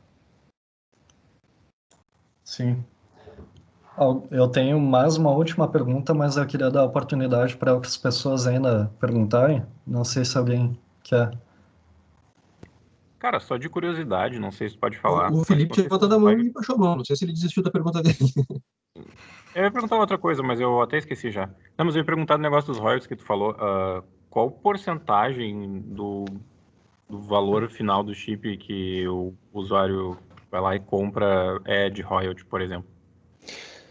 Cara, sinceramente eu não sei te dizer, porque eu tô muito fora do, do marketing e dos finanças, assim, eu sinceramente eu não sei. A única coisa que eu sei, cara, isso eu ouvi no workshop de RISC-V em Zurique, foi que, por exemplo, na ARM era tipo 1 cento de dólar por M0 dentro do chip. Mas eu não sei se isso é tabelado, se depende de empresa para empresa, mas eu lembro que eles usaram isso como benchmark para dizer assim, se você faz 1 bilhão de chips, você tem um custo X, papapá. Isso reflete aqui e tal. Então, Entendi. mas, por exemplo, tem muitos IPs que nem a Chipos no Brasil, se tu colocar um conversor digital deles lá no lógico digital, tu vai pagar um valor fixo no chip, sabe? Eu não sei se eles têm contrato específico, mas eu suponho, baseado no que eu ouvi já, que é algo tipo assim, por unidade, sabe? Entendi. E por acaso, desculpa, já que o Vinícius deu a oportunidade aí, né? Mas, por acaso, tem algum time que trabalhe, por exemplo, sei lá, fazendo engenharia reversa na competição para ver o que fazem? Ou isso é muito além da verdade? Cara, eu não sei te falar. Assim, tem coisa que eu sei, tem coisa que eu não sei, sabe? Mas o que eu sei, assim, falando sinceramente, eu não conheço, assim, ah, nada, assim, específico em relação à engenharia reversa, algo assim. Tipo, sempre tem, por exemplo, teste de segurança ou algo assim que tu tem que fazer, você tem que saber como os outros são, concorrência é e tal. Mas de engenharia reversa de chip, cara, eu conheço uma empresa nos Estados Unidos que faz, tipo, tu contrata a empresa para fazer isso, sabe? Tipo, tu diz assim, eu tenho, descobre lá como é que qual modelos que eles estão usando, modelo computacional que eles estão usando para mascarar tampering de alguma coisa. Daí eles vão lá, pegam o chip e fazem. Mas, assim, sinceramente, dentro desse aspecto eu não conheço realmente. Valeu. Valeu. Vai lá, Cássio. Só uma pergunta rápida, seria factível a gente criar nossa própria ARM para fazer designs, dado que Cara, acho que é a parte mais barata do processo? cara, eu vou te falar que várias vezes eu pensei nisso, sabe? Eu penso assim, tem muito cara bom no Brasil, sabe? Por que não monta uma design house ali, porrada e tal? Assim, tem dois aspectos, tá? O aspecto político e o aspecto técnico. O aspecto técnico a gente mata no peito.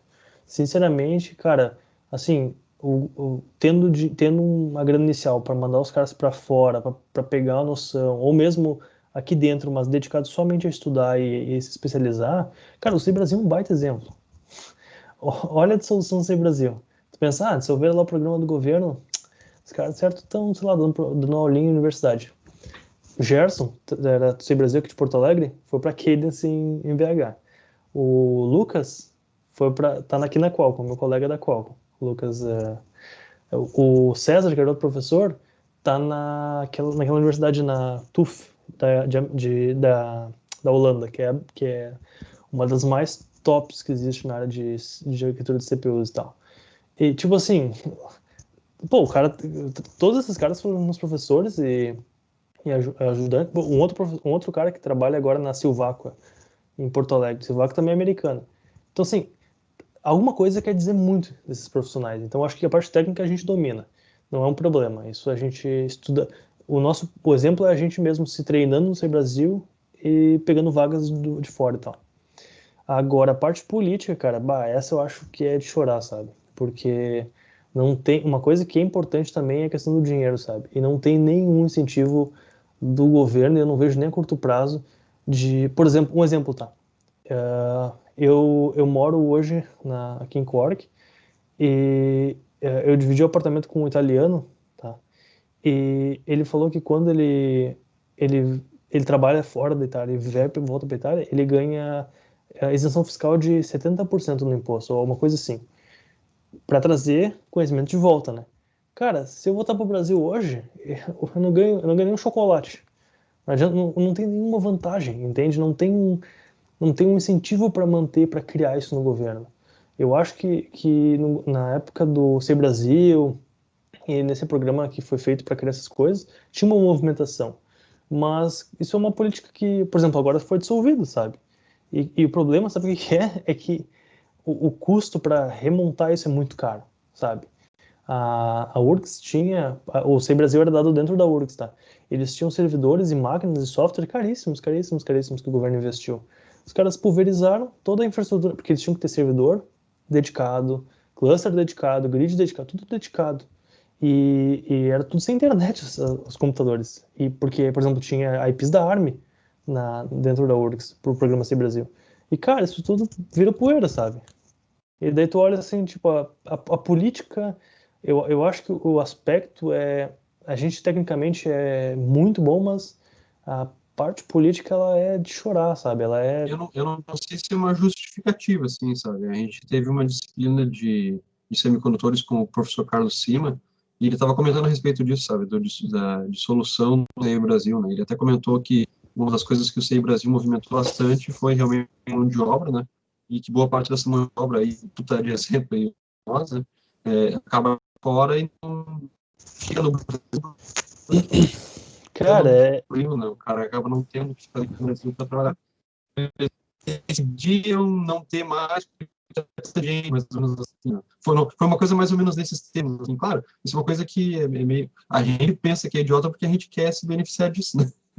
Por que tirar um programa desse, né? cara, olha, eu vou te falar que assim, é uma perda irreparável realmente, assim, não é bobagem, sabe? É uma conta. E não só isso, sabe? Que nem há pouco tempo atrás que o Ceitec teve que fazer protesto, cara, para privatizar o Ceitec. Esse é um preço que o Brasil vai pagar que é muito caro, cara. Que é muito caro. E que nos coloca alguns anos para trás, sabe? E tipo, por exemplo, uma pessoa que trabalha aqui comigo trabalhava no Ceitec, tá? Eu digo aqui na Qualcomm. E, cara, que nem o cara fala assim, pô, tu vê todo aquele know-how, todo aquele pessoal que é bom, que sabe, que tá ali, uh, saindo, sabe? Por quê? Porque não vê futuro mais. Desacredita, sabe? Porque tem até um certo ponto que a gente fala assim, tem que ter um tesão para trabalhar com isso, porque é estressante, assim como qualquer outro trabalho. Então, assim, quando tu vê que não, talvez tu tá fazendo uma coisa legal, mas tu vê que não vai ter onde aplicar, não vai ter onde vender, ou a empresa tá recebendo menos investimento, tu vai broxando, broxando, até que chega um ponto que não tem mais, sabe, mais gás para continuar. E eu acho que isso, com o tempo, cara, assim, desde que eu comecei o Unicinos, em 2012, eu só vi piorar, sabe? Só vi o mercado ficar cada vez pior, menos oportunidades, as empresas fechando, sabe? Empresa que era boa fazendo terceirização de P&D.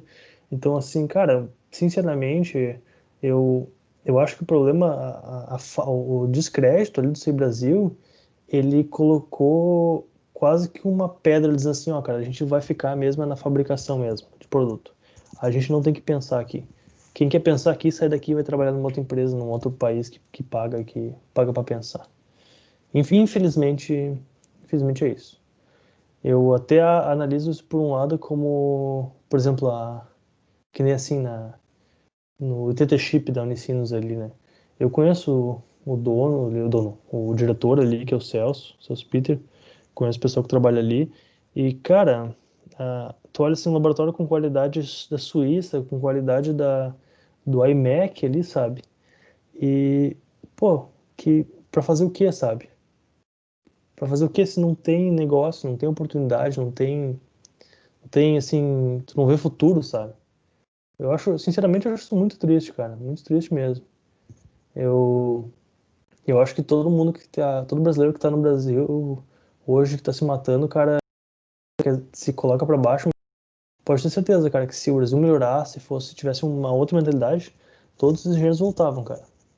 Ninguém sai do seu país assim porque eu odeio, algo assim, cara. Tem que ter uma razão externa, sabe? Tipo, ninguém sai assim de graça, cara. Isso eu posso te garantir. Depois desse clima para baixo que ficou, esse o Felipe Grins é uma dúvida que bota aqui. É, uma dúvida mais ou menos, seguindo um pouco esse fluxo. Tu falou muito nessa questão do brasileiro trabalhar muito aqui na parte técnica, ter esse conhecimento e ir para fora. Como é que é a questão de, tipo, qualidade de ambiente de trabalho? Eu ouço muito essa história de que no Brasil o cara tem muitas férias, muitas folgas, feriados, e lá fora, alguns lugares o cara vai trabalhar 24/7, mas por outro Cara, lado, que nem numa Alemanha da vida, a carga horária é 6 horas por dia, né? Como é que é sim, essa cara, ideia? vou dar um exemplo, tá? Meu contrato é de quase 38 horas, tá? Aham. Aí tu pergunta assim, tu trabalha 48 horas por semana? Não.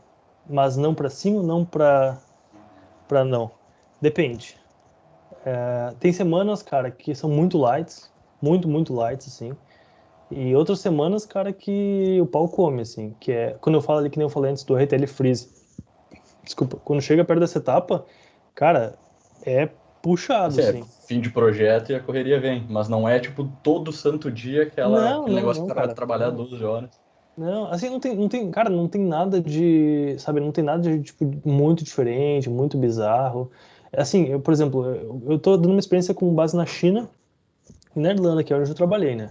Mas, por exemplo, eu tenho um colega que se formou comigo, que trabalhava bastante comigo, assim, acho que o Cassiano conhece, o Titel também, o Felipe também, que é o Guilherme, e ele trabalha na Alemanha, né? E ele falou pra mim que lá, das 5:30, 6 horas, se tu mandar um e-mail, pega mal. Tipo, acabou, cara, acabou, vai pra casa, bom dia, boa tarde, boa noite, é isso aí. E, e aqui, por exemplo, aqui já não tem isso, sabe? Aqui, tipo, tem gente que eu já vi trabalhar final de semana, madrugada, sabe? Ainda mais agora nessa questão que tá todo mundo trabalhando de casa, né? Eu trabalho de casa hoje em dia. Tu não tem muito horário, mas é muito mais uma questão de tu falar com pessoas, sabe? Tipo, eu posso falar com o meu gerente e falar assim, olha, hoje quero dormir até às 11. Mas Sim, é depois questão de lá deixa pra mim. flexibilidade, né? Todo mundo ir mais Sim, para esse não. lado humano, o cara saber quando é hora de trabalhar e quando. Cara, tudo vai depender, assim, ó, de como tu trabalha, tá? Porque se Uhum. tu tem uma pessoa que tá atrasando as coisas, tá deixando pra trás, tal, são pessoas, sabe? Tipo, não vai mudar. Eu sei que, tipo, o cara não vai falar português, mas o cara é um humano, ele sabe se tu vai levar nas cordas ou não, entendeu? Se tu é um cara Claro. o cara vai dizer, não, eu sei que esse cara trabalha, fica tranquilo, faz quando tu quer. Até uma questão de férias mesmo, sabe? Aqui a gente tem 4 semanas de férias. E tu agenda como tu quer. Quero tirar tal período e tal. Óbvio, se tu pode tirar longe da época que é um correrio, melhor. Mas não é uma coisa assim, tipo, não, ponto, sabe? Se vira aí. Sim, sim. Então é bem tranquilo, sabe? Isso é bem. Não tem Não, nada não, assim é de. muito massa. É que eu Não, fiz essa pergunta porque eu passei por uma experiência quando eu estava trabalhando com um software que ela tinha uma sede nos Estados Unidos. E, cara, pensa numa correria, assim, absurda de trabalho. E aí ficou essa não, questão cara. tipo, terem projetos que a galera ficou 5 meses fazendo hora extra com 12 horas por dia Não, por não. um Aí, troço absurdo, assim. é, é, Estados Unidos tem esse rolo mesmo. cara, eu É. acho que Mas tem foi também. mais por cagada da galera aqui do Brasil, assim, porque quando eu olhava para quem tava nos Estados Unidos era tranquilo, entende? Daí fica É, sempre essa dúvida, mas é não, mas bom eu vou te saber dessa. falar que tem uma coisa, cara, que eu percebi que tem muito brasileiro que. Vou dar um exemplo, tá? A Expressif é um exemplo. Os caras são muito bons, cara. E eles são uns monstros, sabe? Eu digo, os caras trabalham muito. Muito, muito, muito mesmo. E, e eles têm essa coisa, tipo assim, putz, eu sou do Brasil, eu tenho que fazer mais, sabe? Eu sinto que tem isso um pouco às vezes, sabe? Sim. Que tem certas pessoas que agem dessa forma, sabe? Porque, tipo, tu não vê esse mesmo comportamento num cara que é de Londres, sabe? Tipo, tu não vê direto, sabe? É da pessoa. Então, eu acho que é muito mais provável ser algo da metodologia da empresa com a pessoa, ou da pessoa com a empresa em si, do que tipo, política da empresa, assim, é tipo, eu vou comer teu couro o dia inteiro. Tipo, não existe nada em relação a isso. Massa. Show, era essa a dúvida mesmo. Valeu. Certo? Esse papo rendeu, hein? Não sei se alguém tem mais alguma pergunta, se o Vini, acho que o Vinícius até caiu aí da chamada, não tá por aí ainda. Mas, tá, se tu quiser complementar, vai lá, Vinícius. Não, eu ia fazer outra pergunta, mas deixa Pode pra lá. fazer, Vinícius. Muito Sem problema. básico. Depois eu todo um papo político aí, filosófico, e daí eu vou voltar com uma pergunta técnica. Não cai Não, bem. pode vir. Não tem problema, cara. O máximo que vai fazer é eu abrir uma pint aqui. Tu falou de que se usa FPGA e tudo mais, tal. Tu, em particular, tu usa no trabalho? Não uso. Não tenho acesso a... Não tenho nenhum hardware comigo. Eu tenho em casa aqui, que eu... Por exemplo, teve um colega meu que ele terminou o doutorado, né? E daí ele disse assim, pessoal, eu criei umas placas aí que eu tava usando no meu doutorado e tal, e aí se vocês quiserem, daí... Pô, tá cheio de engenheiro eletricista aqui, né? Tipo, o pessoal gosta, assim, de hardware e tal. Aí ele falou assim, cara, manda a lista aí. Daí o cara, são placas aí, tipo, é o kit da Virtex 6, Virtex 7. Aí tava todo mundo assim se olhando, sabe? Tipo, gente, como assim? Sim. E aí. É caro isso daí. Cara, muito caro, é caro pra cá, sabe? Os caras se matam. Aí o cara tinha tipo assim, o cara tinha, sei lá, 6 Virtex 6, 7 Virtex 7. Aí ele eu peguei uma, eu tenho uma ML605 aqui, que é o kit de desenvolvimento da Virtex 6 e tal. Sim. É um pouquinho antiga, mas é uma placa bem boa, sabe? Placa bem grande e tal. Vai botar bastante hardware lá. Mas eu faço, por isso que eu falo sobre os projetos abertos, sabe, cara? É lá que tu tem acesso tipo assim, a aprender, é o teu playground, sabe? É onde tu vai lá e aprende. E sobre ferramenta open source, cara, tá vendo minha tela aqui, né? Sim. Por exemplo, isso aqui é um código que eu tô fazendo para um projeto open source. Tu pode rodar aqui, nesse site aqui, esperou a sessão. Mas tu pode rodar nesse site aqui, ó, e aí tu troca o compilador, tu troca a linguagem, tu troca algumas coisas aqui, uns parâmetros, e é na web, cara. É um compilador de string Verilog. E aqui roda o runtime, né? Que é o console. Não, o console mesmo, pra te ver, assim, o resultado da tua simulação e tal. Mas que é aberto, cara. Qualquer um pode vir aqui nesse site, se cadastrar e usar. No browser mesmo, sabe? Sim. É que eu prefiro ter baixado no computador, daí eu não, pelo menos eu não conheço as opções, mas é que assim, a interface do Vivado lá é muito bugada, pelo amor de Deus, né? Já caiu para mim umas 500 vezes aquilo lá, e daí uma vez fiquei com raiva, daí quer saber, eu vou ver se essa porcaria aí do open source aí não é melhor que... Entende? Só que é mais difícil de mexer, né? Porque não é simplesmente clicar no botão ali, roda e magicamente aparece. Tem que pegar e configurar, daí tem que indicar onde é que está a biblioteca utilizada, e daí tem algum probleminha ali para chamar a biblioteca do Vivado, e daí tudo isso tem que ver na mão, e daí eu acabei voltando, Sim, sim. infelizmente. Não, Mas se dá para fazer, dá. Às vezes tu vai na comunidade ali e pergunta, cara, no Reddit ou no GitHub, eles te ajudam, Sim. cara. Eles são bem responsivos, assim. Várias vezes eu cheguei assim, pessoal, eu não sei como botar um Hello World. Aí o cara, segue esse link aqui. Aí tu vai num link, daí tem uma coisinha, sabe? Tu vai pegando, sabe? Hoje em dia eu tenho uma facilidade porque eu usei bastante essas ferramentas open source e tal. Mas tu vai pegando com o tempo, sabe? Tem que treinar e também pergunta, cara. Tipo assim, que nem eu falo pro pessoal, às vezes tem cara que foi meu colega, assim, não vou falar, o cara tá ocupado. Eu falo, cara, manda uma mensagem. Tipo, às vezes o shift tipo, aqui o shift é 3 horas, né? Aí aqui é tipo 11, 13, aí acho que é 8, 9, não sei que hora aí. Agora é 20, 12. Então, tipo, às vezes o máximo que vai acontecer é eu responder o seguinte, sabe? Então pergunta, comunica, troca ideia, sabe? Eu sempre tento ajudar, cara. Sempre que eu posso, assim, ter um colega, uma coisa, eu sempre compartilho. Eu tenho um blog também que eu coloco meus códigos e projetos. Agora tá um pouco desatualizado, mas eu sempre compartilhava lá, cara, quando eu tava fazendo alguma coisa, tá? Manda o link no chat depois que a gente bota nos comentários no vídeo do YouTube pro pessoal acessar também. Show, beleza, mano, sim. Espero que não caia. Da minha parte, incrível, por mais incrível que pareça, por mim é isso. De pergunta. Não sei se tem mais alguém. Bah, ninguém. Todo mundo ficou com medo. Bastante gente ainda. Mas eu acho que sim. Obrigado por compartilhar. Eu e o Humberto, pelo menos, a gente visitou o CEITEC, eu não lembro agora se foi em 2019 ou 2018, acho que foi 19, né? Uhum. Eu acho que foi 2019. E daí depois um dos professores que estava ali com a gente, que era o Cima, ele falou que, cara, tipo, do jeito que ele falou, pareceu que o CEITEC foi feito meio que na gambiarra, sabe? Tipo, Uhum. pegar um processo que já estava meio antigo e... Enfim, Uhum. Uhum. não sei se tu acha que...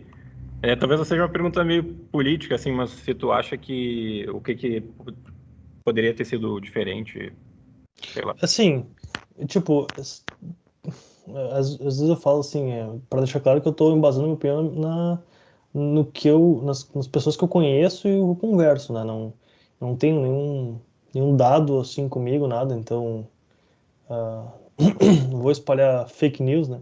Mas realmente assim, o que eu sei é que não é que o processo é realmente antigo e tal, mas é que entra muito do escopo, sabe? Se tu vai fazer RFID, por exemplo, não adianta tu ter 5 nanômetros, sabe? Porque o leakage é diferente, tudo diferente. Então, pro escopo de projetos que a gente tem no Brasil, a tecnologia ela ainda assim ela é antiga, mas ela atende, sabe? Por exemplo, hoje em dia todo mundo tem um passaporte com um chip, né? Pô, é uma coisa fundamental. Ainda mais agora no momento que o pessoal está saindo do Brasil. Então, ter uma empresa que faz o chip é interessante. É interessante pela questão de segurança também. Porque as chaves criptográficas e o segredo é todo no Brasil, o know-how todo no Brasil. Então, E essa história do chip do Brasil foi a que mais intrigou a gente, né, Felipe, na visita lá, porque os caras falaram que desenvolveram todo o processo do chip no Brasil por uma demanda política, né, fizeram lá, porque era uma coisa... Esse exemplo que tu falou mesmo, Inácio, que é uma questão de Uhum. segurança e tudo mais, o país tem que ter esse tipo de segurança de informação, né, e aí depois, lá no final, quando estava todo o projeto desenvolvido, que tinham gastado milhões, o governo foi lá e fechou com o chip. Cara, é, eu não quero. Aí tu vai, de repente, o pessoal semana nos Alpes e aí conseguiu fechar o, né, fechou, vamos fechar com o alemão que se divertiu com a família inteira dele lá na Europa. Cara, eu não entendo, sabe? Eu não quero voltar nesse clima ruim, mas realmente, cara, eu não entendo, sabe? Porque o É uma pessoal, merda, né? o pessoal realmente é bom, cara. O pessoal realmente é bom. Eu falo assim, eu falo porque, cara, tu conversa com caras que estão lá, sabe? Que trabalham lá, sabe? Tipo, o cara que trabalha aqui comigo, que trabalhava lá, o cara tem uma metodologia de projeto, cara, que todo mundo aqui fica, tipo, com a boca aberta, cara. Os caras falam assim, mas como tu faz isso lá, né? A gente faz isso lá e tal. Era assim, era bem completo e tal. E cara, a gente é muito criterioso, sabe? Eu digo assim, a gente, como brasileiro, a gente é muito.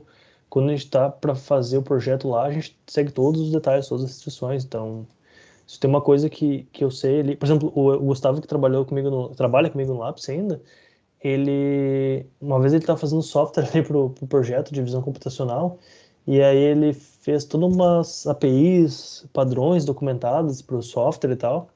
A gente está fazendo um MPSOC, que é um conjunto de SOCs, né? Multi-Project Chip on Chip, System on a Chip. Então são vários SOCs juntos com uma NOC ligando todos eles. E aí o cara usando um monte de metodologia de C ali maluca, e eu tu aprendeu isso? Ele falou, cara, lá na Ceitec a gente faz assim e tal, pra otimizar a área, espaço e tempo. E daí, tipo, cara, nunca tinha visto aquilo lá. E aí eu fui lá na internet, e aí eu vi, assim, umas coisas absurdas, sabe? Tipo, realmente era uma metodologia muito avançada que usaram na área militar e tal, pra fazer software para sistemas embarcados e tal. Pra, tipo, deixar stack mínima, stack sem leakage, sem pops, tipo, Eu achei fantástico, cara, fantástico. E esse cara trabalha lá, sabe? E é tipo engenheiro júnior, sabe? Aí tu olha, aí tu olha aqui um júnior daqui, o cara vai fazer uma coisa muito mais simples, sabe?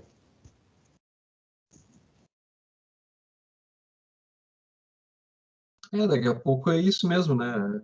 As várias opções que tem de profissional aqui no Brasil faz com que as empresas possam exigir, talvez, o cara mais top possível, porque vai aparecer alguém que realmente é top o suficiente para atender a vaga, né? Ou, sei lá, Sim, por exemplo, sim. que nem o CEITEC, o cara para entrar tem que ser concursado, por exemplo, né? Então, tu vai fazer uma seleção, e aí tu abre uma seleção para o CEITEC, por exemplo, e a gente do Brasil inteiro competindo, não é só o cara, Não, entendeu? pra ter uma ideia, eu lembro que quem ficou, tipo, na suplência do CEITEC era, tipo, quem errou uma pergunta das 90 lá.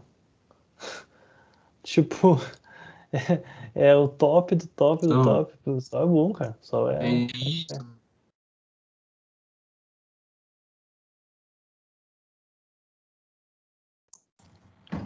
Tá tentando falar alguma coisa, Humberto?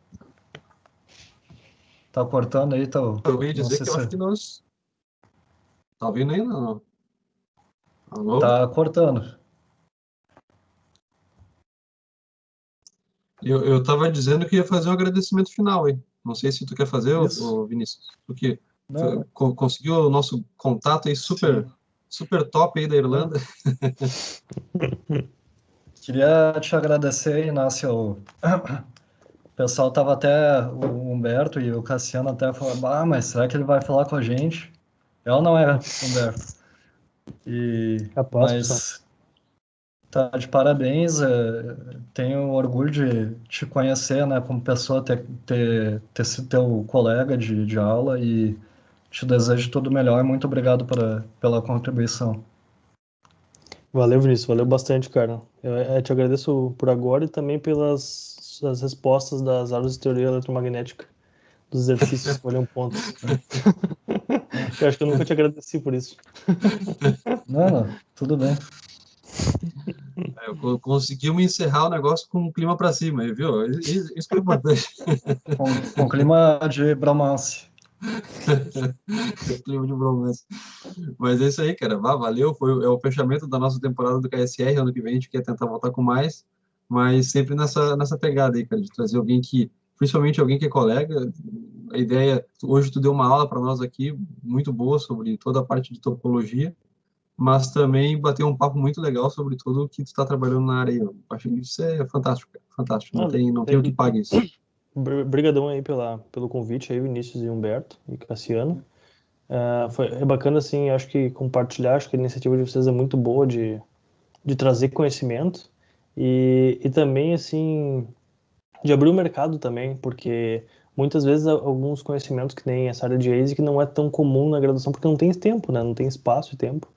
Então, às vezes o cara demora para o cara achar alguém ou alguma pessoa que vai ter, assim, como é que eu vou dizer assim, vai dispor de um fluxo e abrir e tal. Então, eu acho que trazendo esses conhecimentos, eu tinha visto ali que outras pessoas iam falar e tal, e são assuntos bem diversos e é bem interessante, cara, bem legal mesmo. Eu acho que se contribui bastante para a graduação e não só para a graduação, mas também para quem está saindo agora, porque dá uma visão e tal. Então achei bem legal o convite e gostei bastante de falar com vocês. Uma outra pergunta não relacionada, o Guilherme, tu ainda tem contato com ele? Cara, tenho contato com ele sim. Esses dias a gente jogou Among Us e até tava o Felipe junto. Desculpa? Tenho contato com ele sim. A gente até jogou Among Us algumas semanas O joguinho atrás. sim. Eu joguei com o Felipe também, né? É bom ver o pessoal, a gente conversa ainda. Sim. Mas, Mentiroso, né? mas infelizmente a gente não é muito, apesar de ser perto, mas não é tão perto. A gente não conseguiu visitar ele e ir para a Alemanha, que ele mora em Baden-Baden, que é perto de Estrasburgo ali. E, tipo assim, por onde eu andava na Europa, eu andava sempre ao redor, mas nunca ali no meio, sabe? Então eu ainda quero Sim. ver se eu visito ele para trocar uma ideia e tal. Faz um tempinho já que a gente não conversa. Será que ele ia aceitar da gente convidar ele também? Ou... Cara, que eu tu acho que acha? sim, ele é um cara bem legal, ele gosta Sim, ele tem uma visão, ele é da área analógica, né? Então, sim, esse sim. pessoal aí da analógica aí é complicado. Não, capaz, ele é bem legal e tal. Ele fez aí Brasil comigo também, só que ele fez Sim, eu me na lembro. área analógica, né? E é bom até dar o ponto dele, porque, cara, o Guilherme, pelo que a última vez que eu falei, o Guilherme, ele é um cara que usa toda a parte de controle, assim, que a gente aprendeu com as cadeiras de sistemas lineares e sistemas de controle moderno e tal, sabe? E, tipo, eu não uso nada disso hoje, né? Eu uso apenas lógica digital, sabe? E, e então, assim, é legal, acho que, da visão dele. Acho que é um cara que contribui bastante, assim. Eu Acho que não, ele vai ser. eu não sabia que tinha na Alemanha isso daí também. Ele De trabalha talvez ser. com o setor automotivo, né? Com Eu acho que ele carros falou que ele elétricos. estava trabalhando na parte de potência de carro elétrico mesmo. Isso. A Alemanha tem alguma coisa de carro elétrico. Sim. Eu posso estar falando bobagem, mas ele trabalha com empresa. Felipe, tu lembra, né? Ele trabalha com uma empresa que era fazer carro para Volkswagen, não é? Não era isso? Ou peças, ou. Eu acho que ela é terceirizada da Volkswagen para peças, mas eu não me lembro direito exatamente o que que é. Mas eu me lembro que tem a ver com acionamentos e com carro elétrico. É alguma É, coisa híbrida, se não me engano. e com controle, porque ele falou que Sim. usa bastante aí nessa parte de controle e tal. Bastante esse conteúdo. Acho que é interessante. Ia ser uma próxima convite, hein, Humberto? Tu tá louco trabalhar com conversão? Anotado. Ah, tá louco? Isso daí pra mim. Não, tá louco, nunca. Pra mim é 1 e 0 e deu. Não, Não, não. não, não preciso nem fazer só uma subtração, né? Só Não. Deus o já é livre. demais pra ti. Bah, já estouro meus miolos. Eu já me bato com 2 números. Imagina com 200 mil. Sim. Ah, Bom, acho que era isso. Muito obrigado de novo. E é isso aí. Boa sorte lá na. Continuar aí. Te desejo tudo de melhor. valeu aí, Vinícius. Brigadão, Humberto. Obrigado. Pessoal, Até mais. Valeu. Boa sorte aí, bom trabalho. valeu aí. Até. Até mais, pessoal. Boa noite, pessoal. Boa Abraço. noite aí.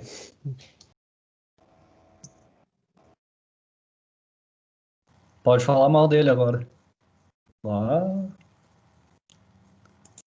Eu vou falar mal de ti.